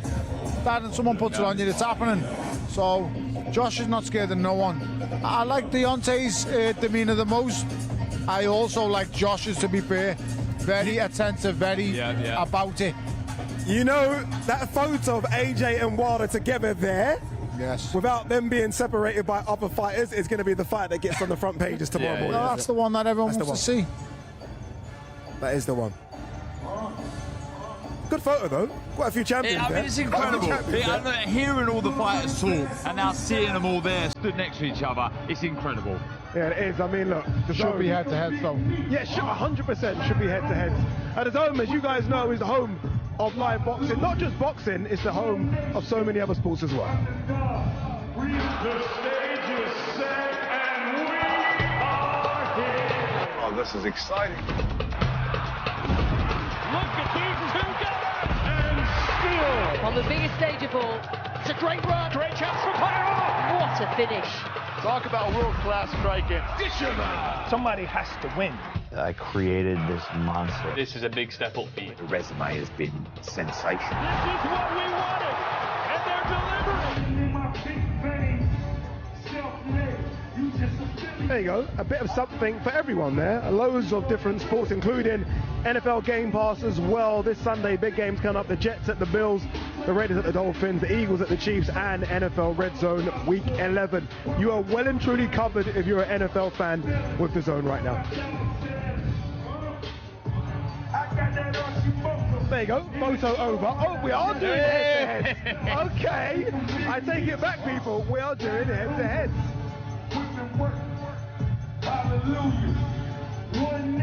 This is what you want to see. This is it. This is and it. Joseph Parker is not as small as I thought he'd be against Deontay. He certainly isn't. Lots of respect there, though. It's great to see. Deontay's attitude has changed towards the game, I think, after the Tyson Fury most recent fight. So, yeah, I just think he's a different person now. By the way, Otto Wallin's a lot bigger than I thought he was as well. He's 6'6", the same height as Josh. You heard Otto Wallin say in the press conference they have fought twice before as amateurs. AJ's won both of those. Means nothing. Nothing at all. Absolutely nothing. Two different sports, Addy. Completely different sports. He said that AJ's reached his peak. He said his peak was 2018. So AJ's peak was 5.5 years ago. I see why he says that, though.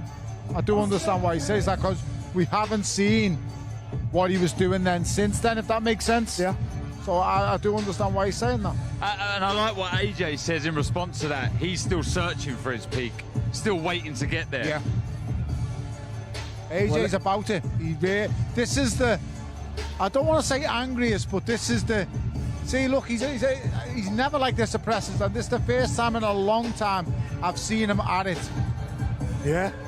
That's what you want. No, that's what we need. You want a bit of nastiness to him. What he wants to destroy Otto Wallin.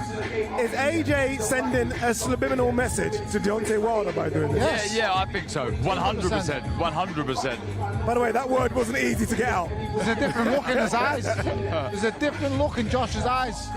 There's a different demeanour to the way he's carrying himself. 100%. This is quite a long one, this is.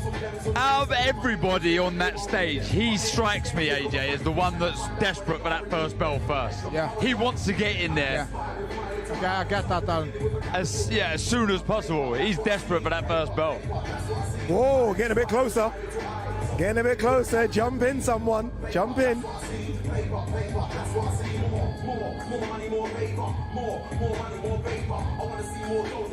You know, obviously, look, big AJ fan, but I'm happy for Otto Wallin as well. We're searching for another big fight after the Tyson Fury fight, after the Gassiev win, and now we get on a massive card. Here we go. He deserves it. Here we go. Jarrell Miller is enormous. I told you, he's like a box. He's as big as he is wide, tall. He's a big fat baby, guys. You know what we'll say? Daniel Dubois, guys, is a big human being, and he doesn't look it. Wait till you see Jarrell's lips start moving. He is going to end him verbally. Daniel Dubois could not keep up with Jarrell Miller verbally. But as you know, Tony, this is a boxing match. But I hope Daniel Dubois shuts him down, because we need Jarrell Miller away from the sport. I was waiting for you to say that. Someone had to say it. This guy had more drugs in him than the Incredible Hulk. He's such a good character. He's such a good talker, but what he's done is unexcusable. By the way, I've been told that AJ is going to join us on stage. Be interesting to hear what AJ has to say about what Otto Wallin was talking to him about. The Jarrell Miller back and forth between AJ as well. Will be interesting. All right, see, I know we've had some big heavyweights on stage, but I can tell you this. Jaya Pattaya is the scariest man on that stage. He's driven. He's driven. And that, when I speak to him, when I shake hands with him, and we embraced earlier, all that strikes me is he's driven. He has a look in his eyes that it's like he's looking through you and not at you. The bad man. Well, I asked you, Ade, who would you rather fight? Opataya or Holyfield in his prime? And you said Opataya. I don't think there could be much bigger compliment than that, how great Holyfield was when he was in his prime. I mean, I'm with you, Tony. He's a scary guy, and to commentate in his last fight was an absolute joy and pleasure, and I can't wait to see him again. Might be small for the cruiserweight, but believe you me, he is about it. He is at it, he is strong, he is very quick, he is game as they come. Really good fighter. Massive opportunity here for Lyndon Arthur against Dimitri Bivol. Won't be easy. I think Dimitri Bivol's not just the best light heavyweight on the planet. I think Dimitri Bivol's a top 6, top 7 pound for pound fighter. So this is going to be hard. No one's seen this coming for Lyndon Arthur. Absolutely nobody. He's been out in the woods really since, you know, the devastating loss to Anthony Yard. I know he's got that IBO title win, but at this moment in time, it's pretty meaningless. This is the fight of a lifetime for him, and it's the opportunity of a lifetime. Certainly is. I said we're going to hear from the main man, Anthony Joshua, and we can hear from him now because he's with Todd Grisham. Yes, thank you indeed. Ade, they said you weren't big enough to do this interview. They sent me here to talk to AJ. I don't know what that's all about. Anthony Joshua, we are live on DAZN here. On DAZN. Okay. On DAZN. He's got his adoring fans here, of course. No, we're all good. We're all good. We're all good. Hey, a lot of alpha male energy out there right now. What was that big group photo and the stare down like? He's just talking a lot and just saying that he's going to beat me and all this and all that type of stuff. I said, shh, talk is cheap. So all you're doing is digging a bigger grave. It just motivated me that little bit more. So it's good though. Yeah. It's what we need, a bit of trash talk, innit? This is a fight. Unless have you ever been in a fight in your life?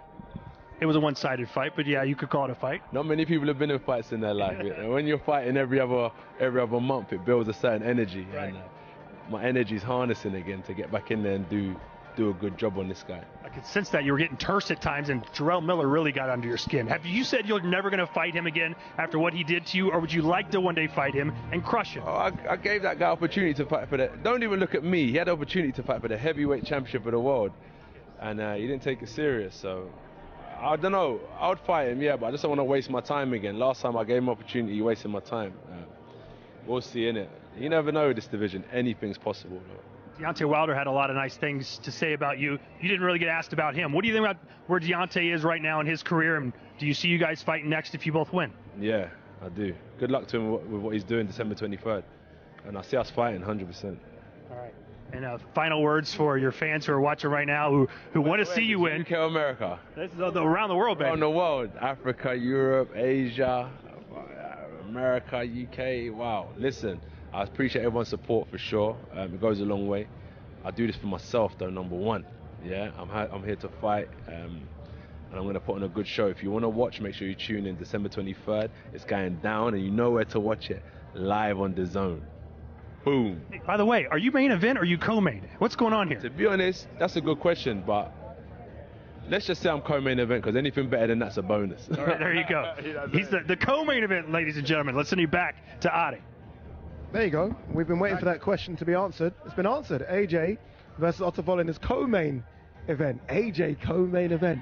Sounds weird, doesn't it? It really Sounds does. weird. I'm not sure if that is the case though, but if we're going by what AJ says, then so be it. But he walked out first, didn't he? Yes. I mean, he walked out Wilder walked out was the last one out. So that's an indication, isn't it? I don't think either of them are really bothered. Yeah. I think His Excellency has made them not you bothered. guys are fighters. Are you guys not bothered with that kind of stuff? I wouldn't care. I wouldn't care. And it doesn't strike me that either of them care. They're just desperate to get in there and be a part of this great show. Yeah. I mean, can you imagine, just quickly fast forward into December 23rd, the energy, the atmosphere in that arena just before the first bells of those fights. All of these fights, to be fair, it's what dreams are made of. Yeah, Tone, you've been saying since we got here that, look, this is all down to His Excellency Turki Al-Sheikh and what they do in terms of putting these events on. It's incredible, isn't it?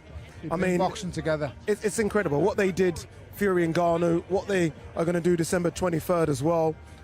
I mean, look at that lineup. It's actually incredible. I can't stress enough, though, what we've seen, you know, with Francis and Ngannou and Tyson Fury. Okay, that was a different market. Let's all be brutally honest. That was a circus. This is really real. This is world-class fighters, former world champions, all coming together.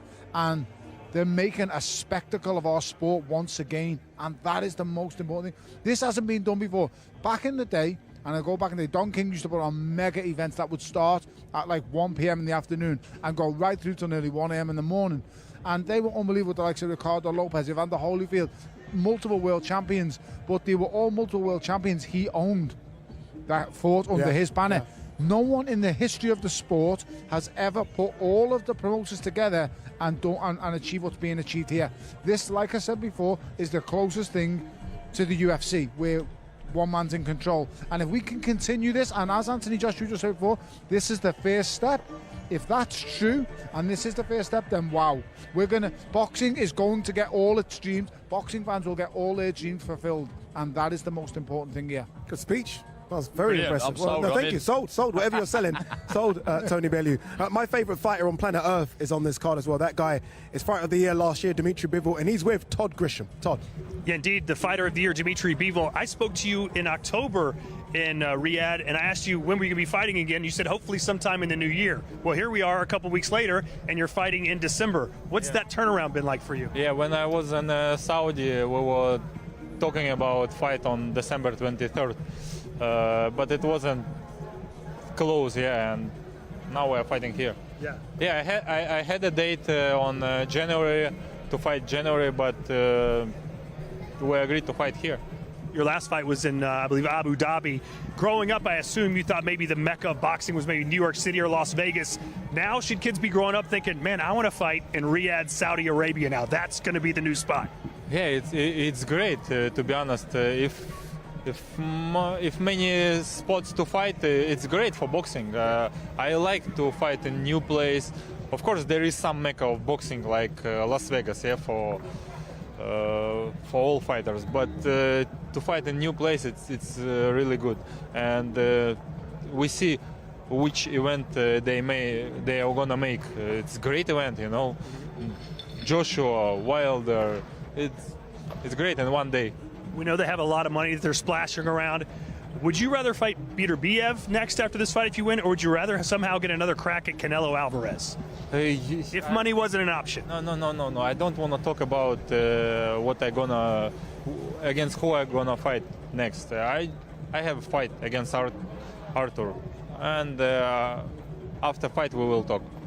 I have a goal to be undisputed, and that's it. All right. Any chance that we'll see you drop down maybe to super middleweight, or are you going to finish out your career as a light heavy? We will see. I don't know. I'm trying to get something out of you, Dimitri. Your English is getting better. I'm trying here. You are so tricky now. I'm sorry. Well, hey, good luck against Lyndon Arthur. We're glad to see you back by the end of the year. Thank you. Dimitri Bivol, Ade's favorite fighter. By far. Not just favourite fighter, favourite person, favourite human being there.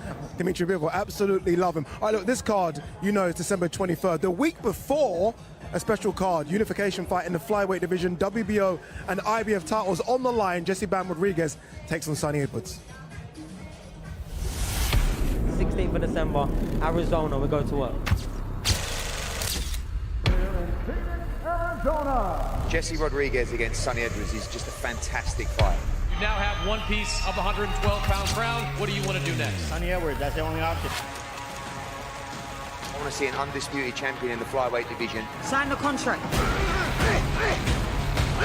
Bam Rodriguez is probably the biggest puncher in the division. That's the reason he signed with Matchroom and with DAZN. I think this is genuinely as elite can get. The big unification to come against Jesse Rodriguez. He's going to have to be switched on to every single second of every single round. Bam Rodriguez, where are you? Rodriguez putting on the performance of a lifetime. Oh, lovely long left hook. All in. Sink or swim. This one of the best fights of the year, pound for pound.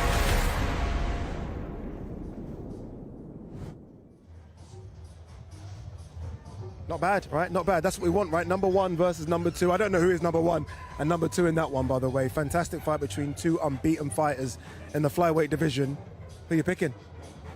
Ooh, on the spot. We do not fence it on DAZN, on the spot. I think Bam is the number one with the names that are on his record. Yeah. I do think he has to. Even though those names really are super fly. Yes, but still, you've got to beat them names out of you, know what I'm saying? Yeah. It doesn't matter what weight it is. So I do make Bam the favourite.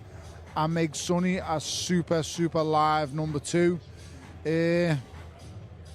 Wow. That's the reaction you want. Yeah, of course. I mean, we had the conversation yesterday, didn't we? Yeah. And I've lent just ever so slightly towards Sonny. I think he's going to stick to a disciplined game plan. He's going to move, frustrate Bam at the time. But Bam, I mean, in full flow, takes some beating. Oh, I mean, wow. I'm with Tony, though. I'm as close as sitting on the fence as possible. Like, I mean, it's ridiculous how good a fight that is. Yeah, that is a great fight. Remember, that is 16th of December, part of your DAZN subscription. The week before that, very quickly, I've just got to get you guys' opinion on that one.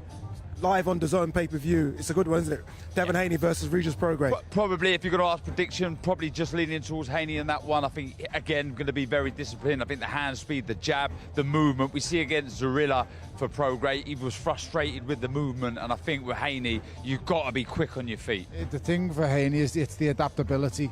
Haney adapts to anyone. So he can box you that long, he can fight you up close. I think the moving up in weight was enormous for Haney. He's huge at the weight. He had to move up in weight. I think he was vulnerable at the weight below. I think it was only a matter of time till someone got to him. And I think that the move, it was inevitable, and I think it'll do him the world of good. Yeah, look at this. I mean, this is what we've got coming up for you. You say you want boxing? Well, here you go. Chantel Cameron versus Katie Taylor 2 in Dublin, November 25th. Ryan Garcia is back to 140 as well, which I think is a very good mood against Oscar Duarte.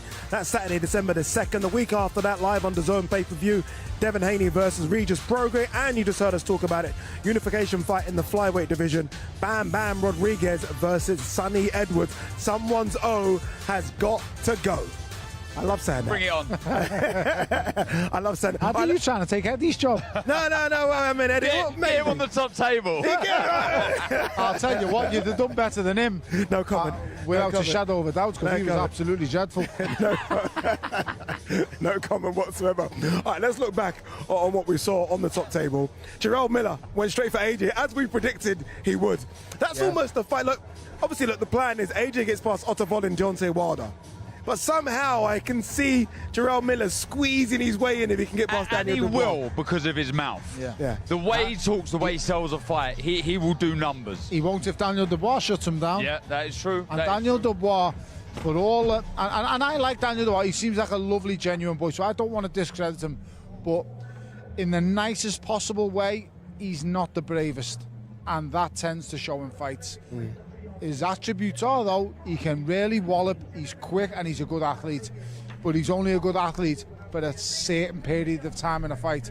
And let me tell you, it ain't for the 36 minutes. It's more like 5-6 rounds, 12-15 minutes tops. And the problem also on top of that is Miller knows that. You know Miller knows. He said it exactly. So he's just going to get in his face and know at some point, if he keeps the pressure on, he will fold. Miller's plan will be, I will get up close to you, I will smother your work, I will tire you out, you will get tired hitting a 20-stone mattress after 3 rounds. Because that's what Miller is. He's a 20-stone mattress, and he's going to be that for about 4 or 5 rounds. And then guess what? That mattress is going to suddenly, his arms are going to pop out the sides of it, and then he's going to start hitting back. And Miller is a slick problem if he's there after 5 rounds. Believe me, guys, I don't like it, but he's there, but he is a problem if he's there after 5 for Daniel Dubois. I think we can all sort of pick the favourites, right? I mean, there are close fights, but we can pick the favourites. Do you foresee any upsets? I bet there is one. Okay. I bet there is, but I couldn't tell you what one it is. Yeah, but there will be one. Yeah, but are you saying that Dubois is the favourites against Miller?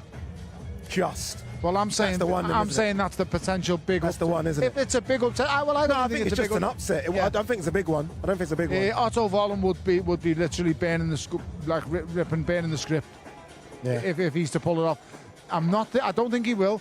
I'm so happy Josh has turned up here today with an attitude and a little bit of aggression about him, because that's how he needs to be, and that's what's been missing for the last couple of years. That bit of, I'm going to put it on you. Who do you think you're talking about? I'm going to put you straight, and I love seeing that today. Very quickly, Darren, how good was it to see AJ and Wilder? Yes, I know they're not fighting each other, but just to see them on the top table Brilliant, together. and bring it on. Brilliant, and bring it on.